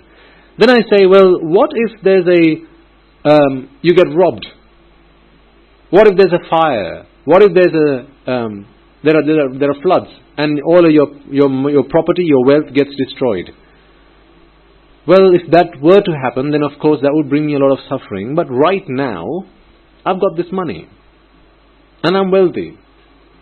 So I propose to him then, I'm using my magic winnowing fan, and I will guarantee that your money will never be lost. You will not be robbed. Okay? You will not be robbed. And there will not be any floods or fires that's going to destroy your money. So this money that you have, it will be there forever. How do you feel about that? I ask him. And he says, yes, just like you said. Yeah, no problem then. Until I proved to him that all that money was monopoly money. Have you played Monopoly? Fake money. Paper money. Play money. Now, if I've proven to this guy that this money that you have in your possession is really fake money, play money, is his problem right now that he's had to work really hard to acquire this? Is that his problem right now? Is his problem that in a short while, I might get robbed, there might be floods, there might be storms, there might be fires that might destroy my money? Is that his problem right now? What is his problem? All this money is useless. It's fake, pointless, meaningless. So even if I were able to swing my magic winnowing fan and stop the destruction of that money stop that money from being lost or destroyed, is that still any good to this person? Is it any good to this person? No, because although he thinks he's wealthy, that's just play money. That's false money. That's not real money. You can't really do anything with it. That's false money. Likewise, this moment of pleasure that we experience, and as I was explaining to this person who was asking me, he said the problem with pleasure is that I have had to go through a lot to acquire this pleasure. And I was in a state of vexation from which I had to relieve myself. That is the problem, he said. And also he said, this moment of pleasure I'm enjoying right now, well, in a moment's time it's going to pass away. He said, that's the problem. Now I suggested, well, now you're talking about a problem in the past and in the future. What about the present? Because if you're only seeing a problem with the past, which is I had to go through a lot to earn this money, to get this pleasure, and I was in a state of vexation, after which I was able to relieve myself, that is why I'm enjoying this pleasure right now. Well, you're talking about a problem that existed in the past. Now you got the pleasure, so what's the problem then? Why worry about the past? And also if your problem is going to be, well, this moment of pleasure I'm enjoying right now, it's going to pass away in a moment. Now you're talking about the future. It's not come yet. So why worry about the future? Because for as long as you think, or your perception is about a problem in the past and in the future, ladies and gentlemen, you're only going to be frustrated about vexation and suffering. You are not going to be frustrated about pleasure. That moment of pleasure that you are experiencing right now. The Lord Buddha says the reason that we all go through this transmigrational process in samsara is not because of the suffering on either side. It's because of the pleasure that we enjoy at every moment. That point in the middle. That is why we go through in samsara. Because we can experience that moment of pleasure. But what if that moment of pleasure was pleasure that we sought by gaining a happiness that we thought came from the outside world? Does that really exist? Wasn't this now fake money? Isn't this monopoly money now? I'm thinking it's the flower that brings me happiness. I'm looking at a flower, oh my God, that's so beautiful. Is the problem that I had to open my eyes to look at it, so it was a lot of effort to look at it? Is that the problem? It is only part of the problem. In a moment's time I might go blind, then I won't be able to see this flower any longer. That's also only part of the problem.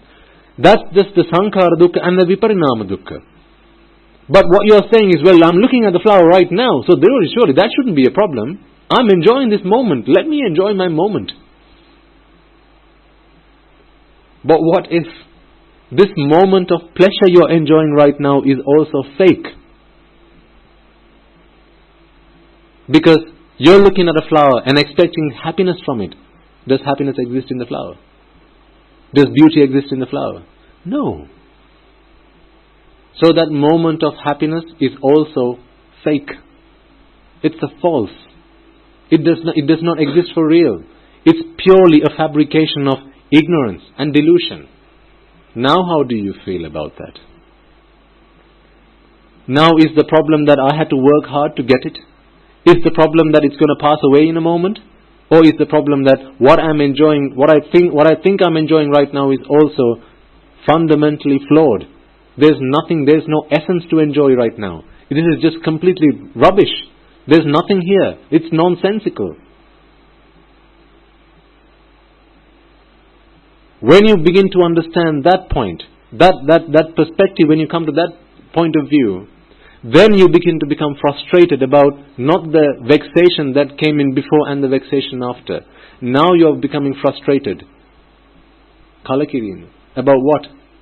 This moment of pleasure that you're experiencing right now, because even that is false. If I were to offer you another example, let's say there's a couple and the husband, so they have a child together and they work hard to bring up this child. The father particularly hard.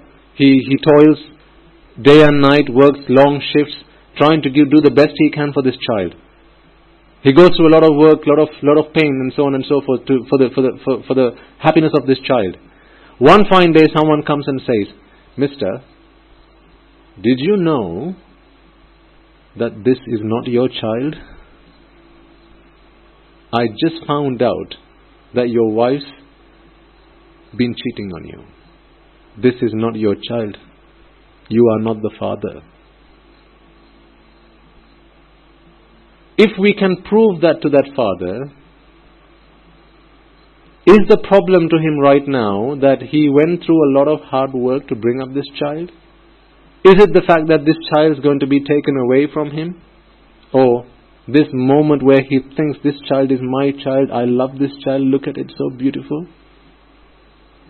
Even that becomes painful. Even that becomes, my God, what was I thinking? This is not my child. He feels that he's been tricked. He realizes he's been fooled. He's been taken for a fool.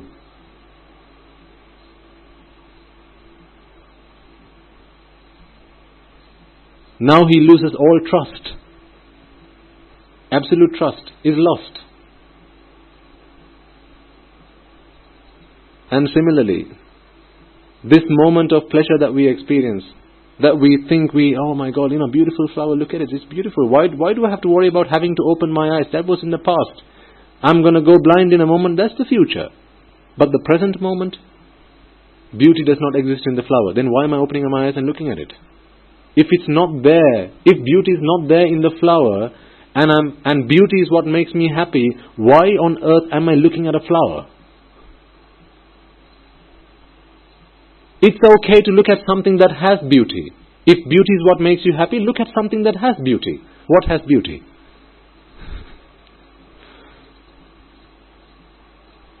Or the person in the mirror?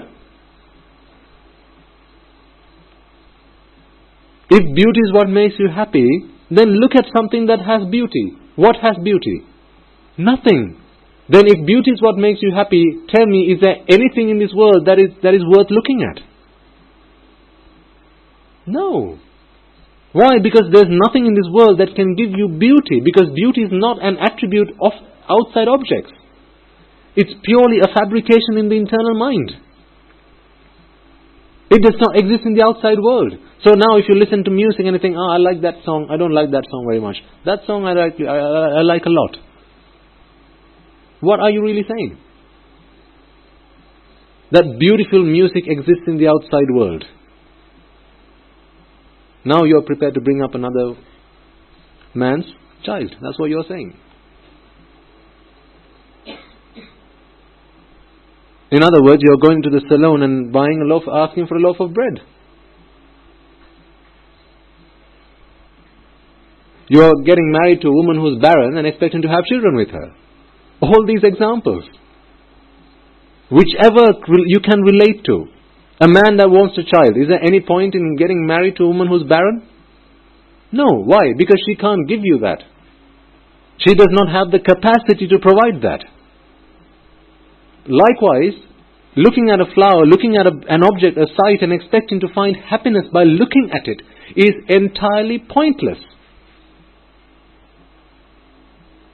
So for someone who's looking for happiness in their life, because remember, way back when we started doing these sermons, where did we start our conversations?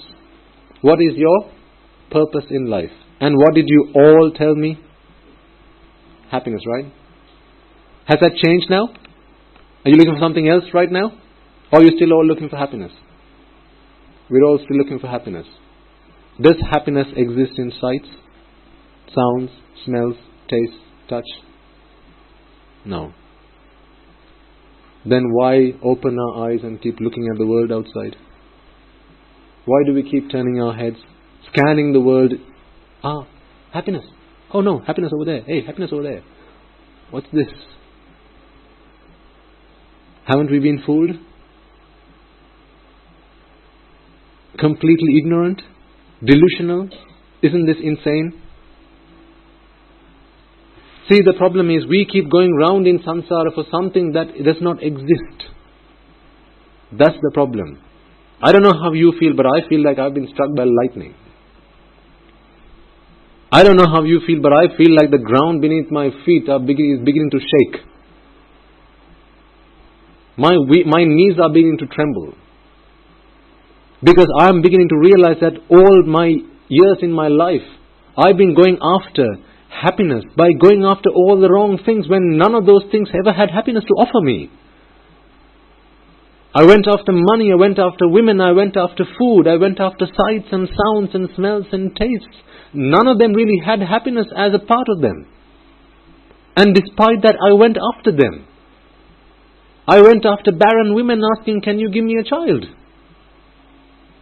They said, no, I can't offer it to you. But no, I want it, so give it. I went to salons asking for bread. I don't know about you, but I feel like my whole world is beginning to crack open.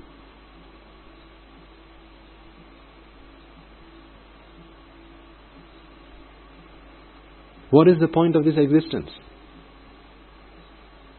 If the only thing that is there in a thought process is vexation and relief from vexation. Vexation none of us like. We don't have to argue or debate about that, right? None of us likes vexation. What if pleasure is also just a fantasy? Who likes to live a fantasy? It's not there. It's false. It does not exist. Who here wants to live that kind of life?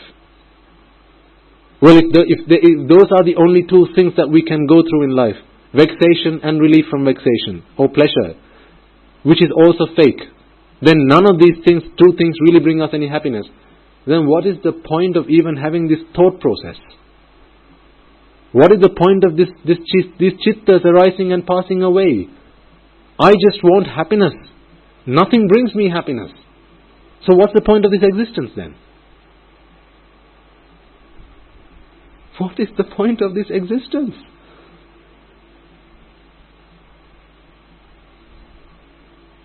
I don't know if you're getting the point I'm trying to get across to you.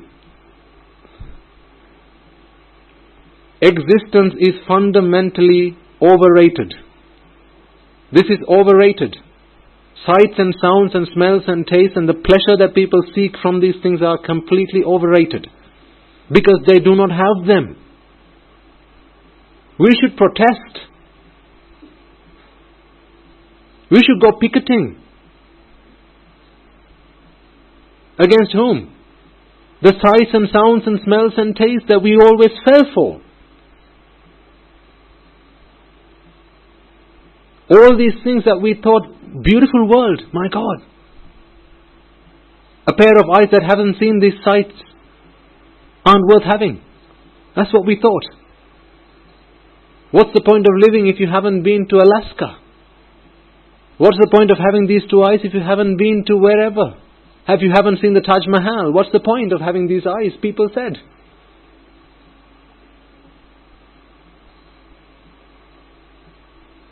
If you haven't listened to Bob Marley, what's the point of having these 2 ears? People said. And when the more I begin to feel, all of that was just complete and utter, I can't use the word that I would really like to use after that. Starts with a B and ends with a T. Completely nonsense. Completely madness. Completely meaningless. Completely essenceless. Tell me, ladies and gentlemen, what is the point of my continued existence?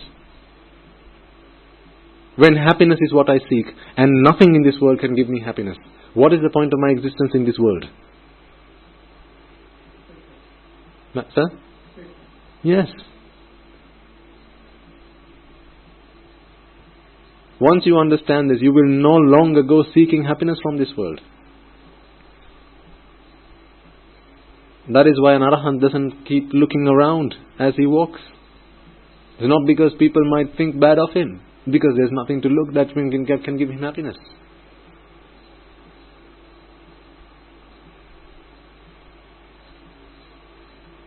So continue to contemplate on what I have tried to explain to you there.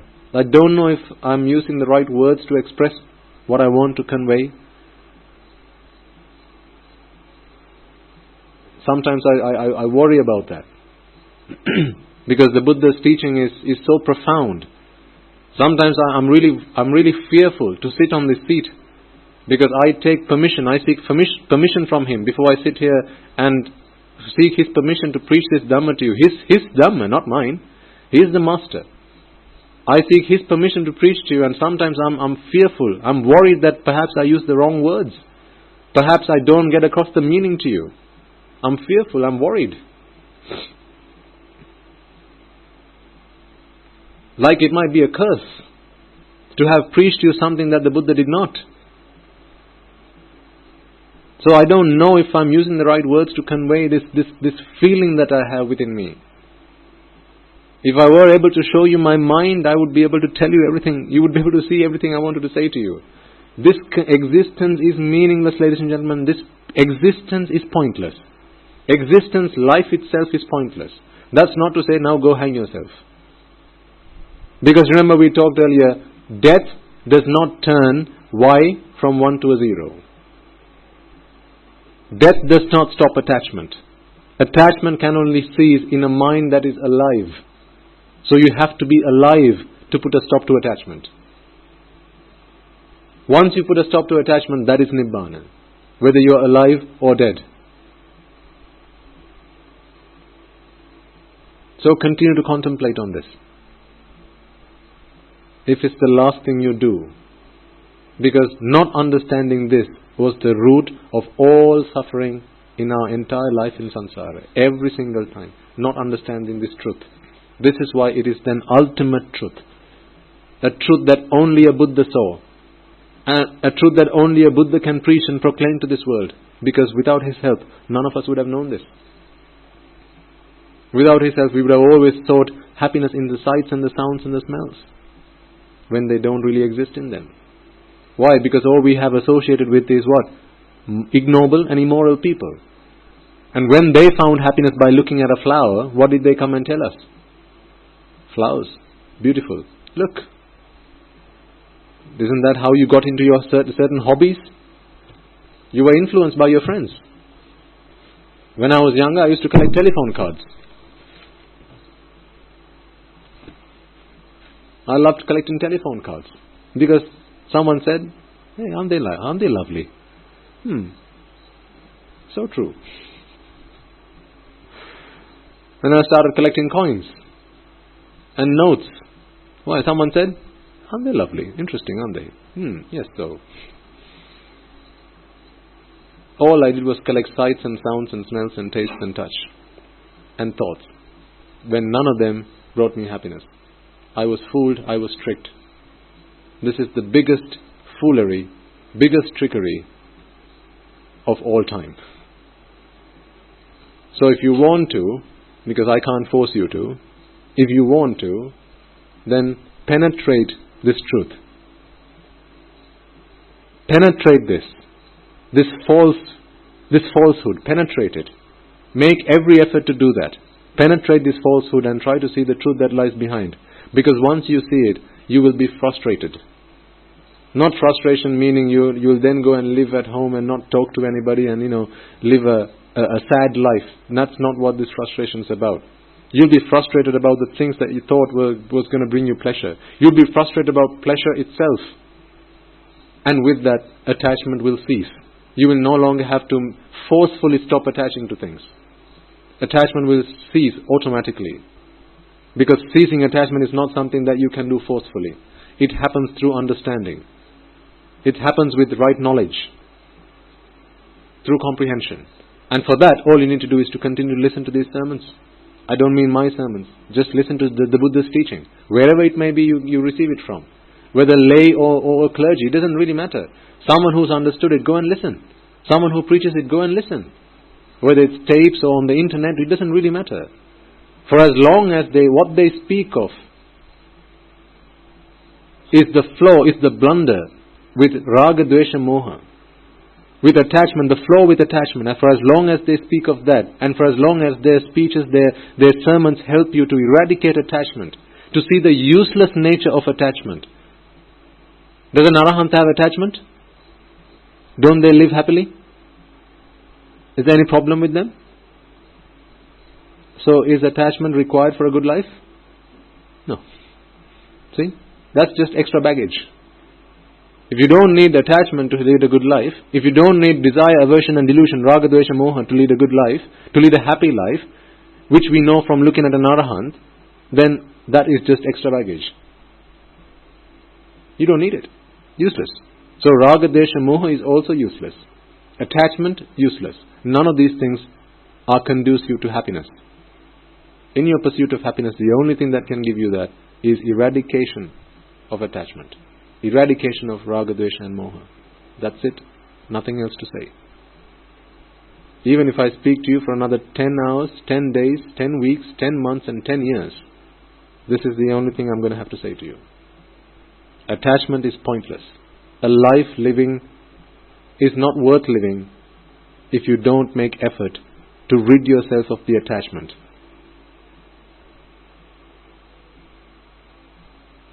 So reflect on the things you've learned today or you've got to hear today.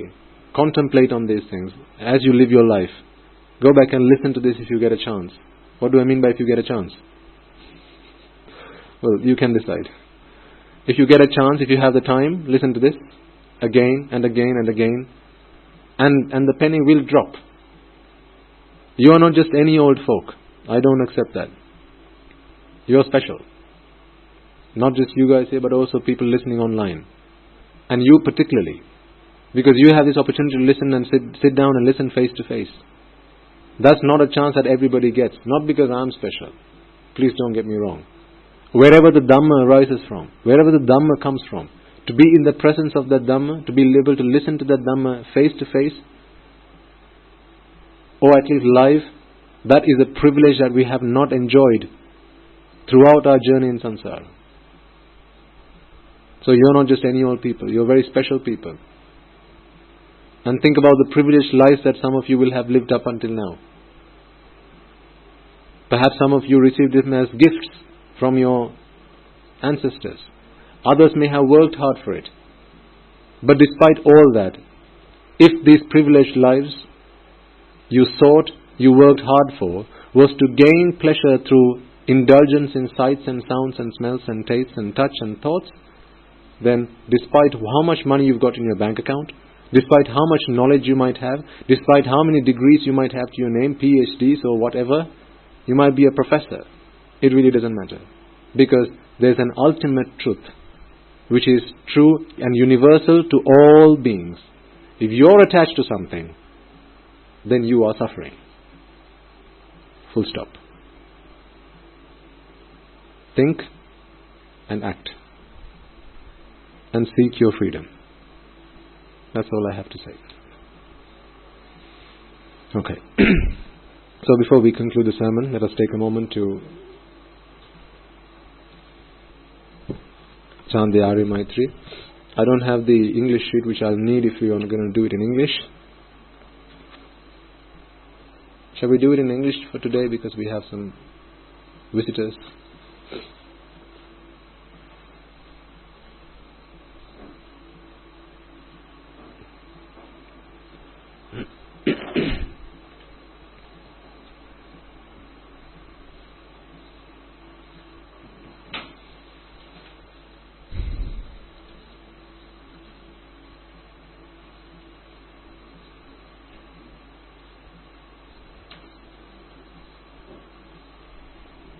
Thank you, madam.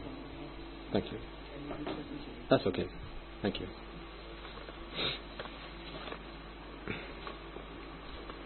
Can you give that to her, please? I got myself on.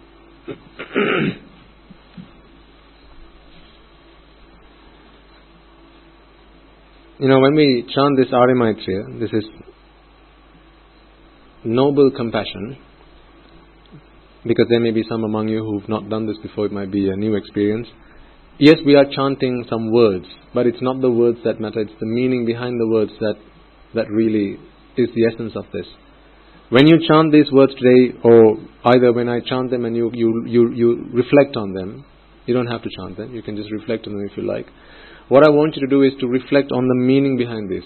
Having listened to what we had to say for the last couple of hours, When we say, may I and all beings be freed from the fire of birth, well, if existence is meaningless, what is the point of birth that brought me this existence? When all it brought me was suffering and nothing else, what is the point then? Reflect on the meaningless, essenceless, useless, futile nature of this. And then, with that contemplation, wish for yourself and all living beings, wherever they may be, whether you know of them or don't know of them, whichever world they may be in, gods and deities and whoever, all beings are subject to this absolute truth, this universal truth. Wish well for them. Not may they be prosperous and wealthy and have a good, happy life. That's not what we're wishing for. May they also be able to understand and comprehend that the reason for their suffering is attachment. May they be able to redeem themselves from that attachment. And may they be able to observe, may they be able to experience that ultimate bliss of Nibbana. So with that determination, that resolve in mind, let us take a moment to chant the Ari Maitri Bhavana.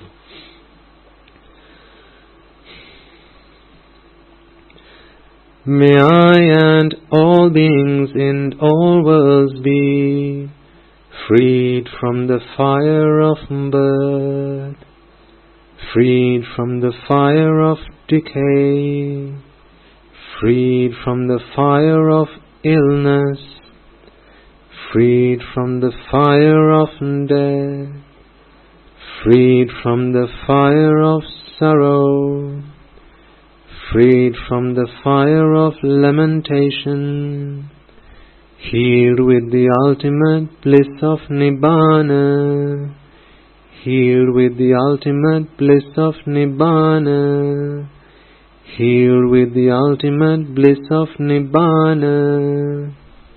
May I and all beings in all worlds be freed from the fire of suffering, freed from the fire of discontentment, freed from the fire of exhaustion, freed from the fire of disappointment, freed from the fire of clinging on to the five aggregates, healed with the ultimate bliss of Nibbana, healed with the ultimate bliss of Nibbana, healed with the ultimate bliss of Nibbana.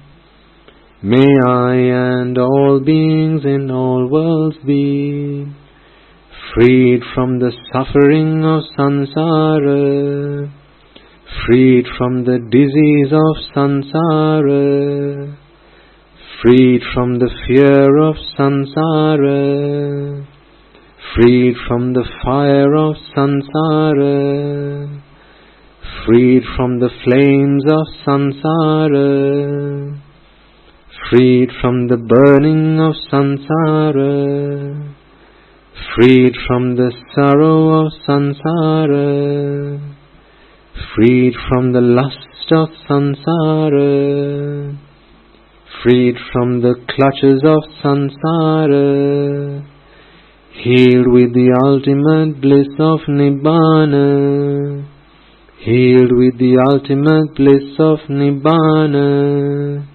healed with the ultimate bliss of Nibbana. The karma worlds are in despair.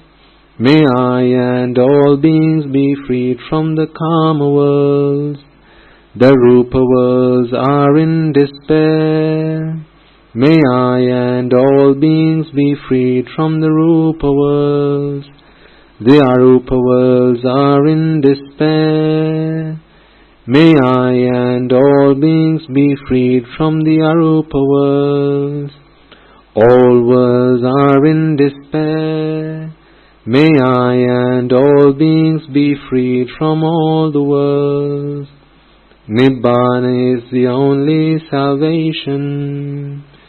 May I and all beings attain Nibbana. Nibbana is the only salvation. May I and all beings attain Nibbana. Nibbana is the only salvation. May I and all beings attain Nibbana. Letting go is the only salvation. May I and all beings let go. Detachment is the only salvation. May I and all beings be detached. Being freed is the only salvation. May I and all beings be freed. Nibbana is the only salvation. May I and all beings attain Nibbana. Nibbana is the only salvation. May I and all beings attain Nibbana. Nibbana is the only salvation. May I and all beings attain Nibbana.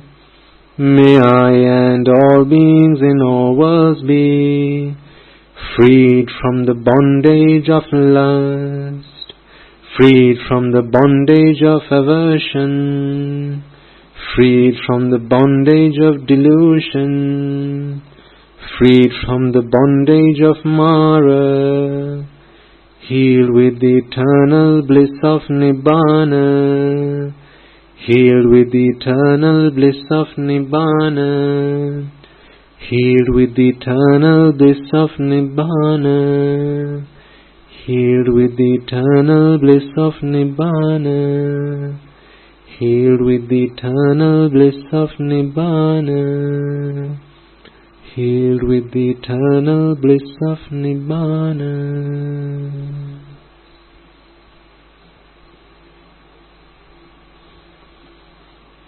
Okay.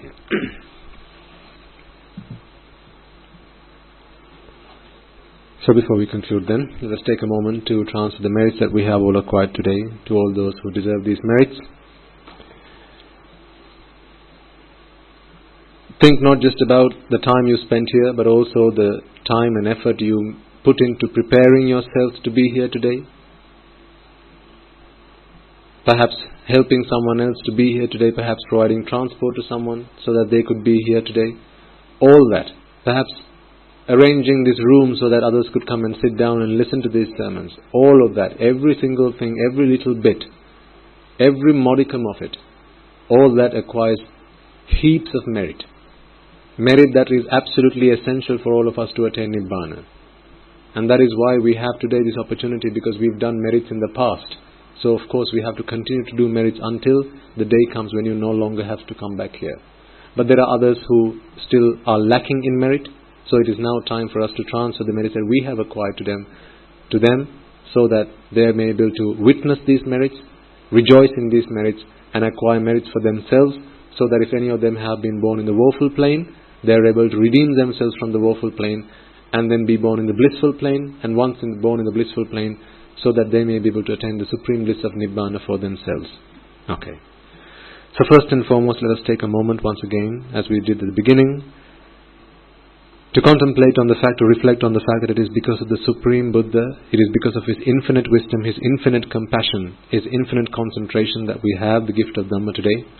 It is because of His dedication and sacrifice throughout samsara for the liberation of all sentient beings that we have the gift of Dhamma today. It is because of His effort that today we are able to enjoy the bliss of Nibbana. And it is because of the Bhikkhu Bhikkhunis, Upasak Upasikas who sacrificed their lives on many occasions, and as well as protected and preserved this gift of Dhamma and passed it down from generation to generation, all the way down to us. And today we have the gift of Dhamma in print form, in digital form, so on and so forth. It is thanks to their hard work, labor and toil. So may the merits that we have all acquired today be transferred to them. May they all be able to rejoice in the merits that we have all acquired. If any of them have been born in the woeful plane, may these merits help them to be born in the blissful plane. And through the power of these merits, may they all be able to attain the supreme bliss of Nibbana. Sadhu, sadhu, sadhu. Also let us take a moment to transfer merits to all the members of the Mahasangha, the Bhikkhu Bhikkhunis, who have dedicated their lives to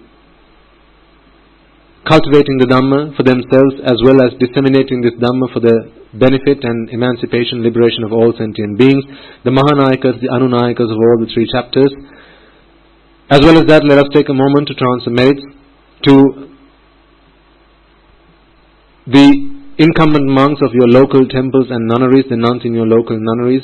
Ladies and gentlemen, please take a moment to realize and recognize the fact that although you are here today, you have come here a long way to listen to this sermon and perhaps to make offerings to the Buddha, Dhamma and the Sangha. It is those monks who are in your local villages, in your local temples, who have always been there by your side through thick and thin, through rain and shine, always been there to help you, guide you, assist you and support you. They are always there for your children. It is to those temples you send them to the Dhampasas and so on and so forth. So please take a moment to reflect on the amount of dedication and commitment that they have extended to you. They, just the same as all of us, don robes to dedicate their lives to Nibbana, but today, through the infinite amount of compassion that they have in their hearts, have dedicated some of that time to your benefit, to your betterment. So may the merits that we have all acquired today be transferred to them. May they all be able to rejoice in the merits that we have all acquired today. Through the power of these merits, if any members of the Sangha who were there in the past have today been born in the woeful plains, may they be able to, through the power of these merits, be able to be freed from the woeful plains and be born in the blissful plane. Through the power of these merits, may they all be able to abstain from the unmeritorious deeds, fulfill the meritorious deeds, fulfill the noble eightfold path and attain the supreme bliss of Nibbana. Sadhu, sadhu, sadhu. Also, let us take a moment to transfer merits to the Devas, Brahmas, spirits, demons and the dead that we invited at the start of this sermon, as well as our ancestors, those who predeceased us in our infinitely long journey and history in samsara, those beings who may well have been our mothers, fathers, uncles, aunts, brothers, sisters, grandparents, nephews, nieces and so on and so forth, or perhaps our teachers, not just in this birth but in our previous births, anyone who might have helped us just by offering perhaps a glass of water or perhaps by showing us the way when we were lost, anyone who might have helped us, supported us, assisted us in any way, shape or form, may they all be able to rejoice in these merits. The Devas and the deities who have dedicated themselves to protecting and preserving the Buddha's ministry, the Sambuddha Shasana, may they all be able to rejoice in these merits. Through the power of these merits, if any of them have been born in the woeful plane, may these merits help them to be born in the blissful plane. Through the power of these merits, may they all be able to abstain from the unmeritorious deeds, fulfill the unmeritorious deeds, fulfill the meritorious deeds, fulfill the noble eightfold path, and attain the supreme bliss of Nibbana. Sadhu, sadhu, sadhu. Also, let us take a moment to transfer merits to all those who made this event possible, who made this event a success, either by arranging this venue or perhaps by providing the facilities for your ease and for your comfort, perhaps by offering you a glass of water or perhaps by offering you a meal to sate your hunger such that you are free from thirst and hunger throughout the time that you have spent here and listened to this sermon. May they all be able to rejoice in these merits. Also, let us take a moment to transfer merits to those who might have provided you with transport or perhaps someone who might have invited you to be here to give you the gift of Dhamma. May they all be able to rejoice in these merits. Also, let us take a moment to those members of your family that you might have left at home, those who stayed behind to allow you, to give you the freedom, to give you the chance and the opportunity to be here today. It is because they are now back at home, looking after your kith and kin, looking after your businesses, your enterprises, your workplaces, that today you have the freedom, you have the luxury to be here today and listen to this Dhamma, so that you are able to redeem yourself from samsara. So may these merits that we have all acquired today be transferred to them. May they all be able to rejoice in these merits.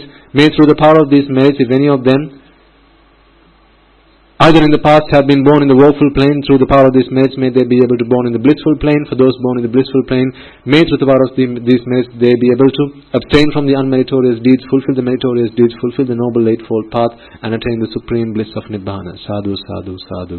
Also, let us take a moment to transfer merits to the members of the armed forces who, because of whose dedication and sacrifice, today we have a land, we have a country in which we can live in peace and harmony with each other, despite our differences.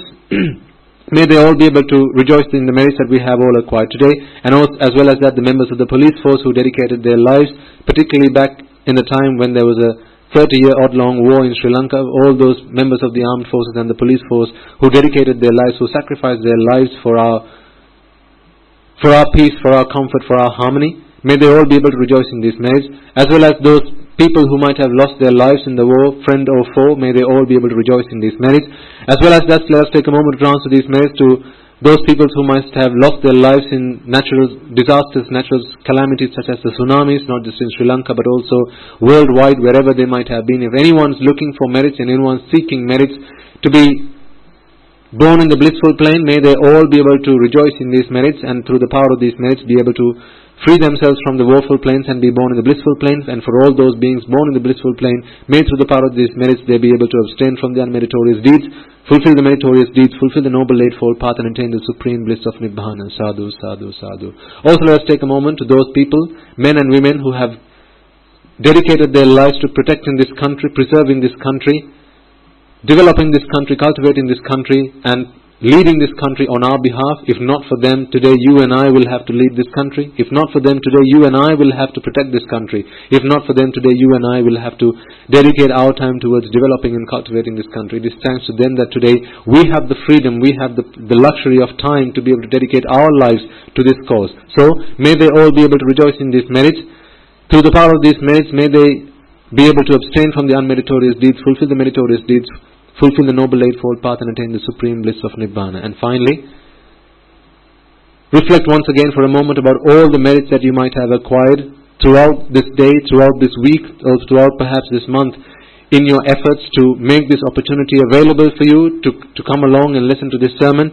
All the efforts that you might have made to make this sermon possible and also available to all people worldwide, either by offering these recordings such as tapes and discs and so on and so forth, or perhaps in printed form, or perhaps over the internet, so that people worldwide are able to listen to these sermons and find the method to extinguish the fires of raga, dvesha and moha. May they all be able to rejoice in these merits, and through the power of those merits accumulated and amalgamated, may these merits empower and energize beings just like yourselves, men and women just like yourselves, bhikkhus, bhikkhunis, upasakas and upasikas, to once again bless this land, and for us all to be able to see and witness many hundreds and thousands of Arahatun Vahanses in our very lives itself. Sadhu, sadhu, sadhu. And finally, may you and I and everyone who may have contributed to this meritorious deed in any way, shape and form, way and form, be able to become one of those Arahatun Vahanses, be able to become one of those Arhat Meinin Vahanses in the era of the Gautama Samma Sambrujana Vahanse itself. Sadhu, sadhu, sadhu. The members of the Mahasangha will now transfer their blessings to you.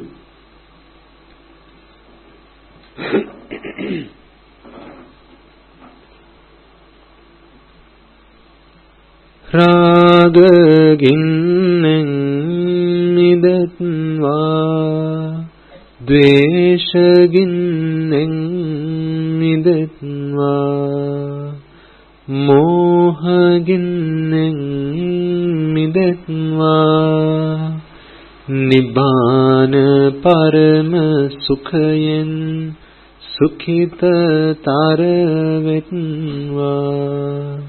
Nibbana parama sukhayen sukhita taravetva, mamada siyalu loka siyalu satvayo, Nibbana parama sukhayen sukhita taravetva, Nibbana parama sukhayen sukhita taravetva, Nibbana parama sukhayen sukhita taravetva. Tunduange suvisi ananta mahaguna belin siru loka siru satyayoma Nibbana paramasukein sukhita taravetva. Sadhu, sadhu, sadhu. May I and all beings in all worlds be freed from the fire of desire, be freed from the fire of aversion, be freed from the fire of delusion. May all beings in all worlds attain the supreme bliss of Nibbana. Sadhu, sadhu, sadhu.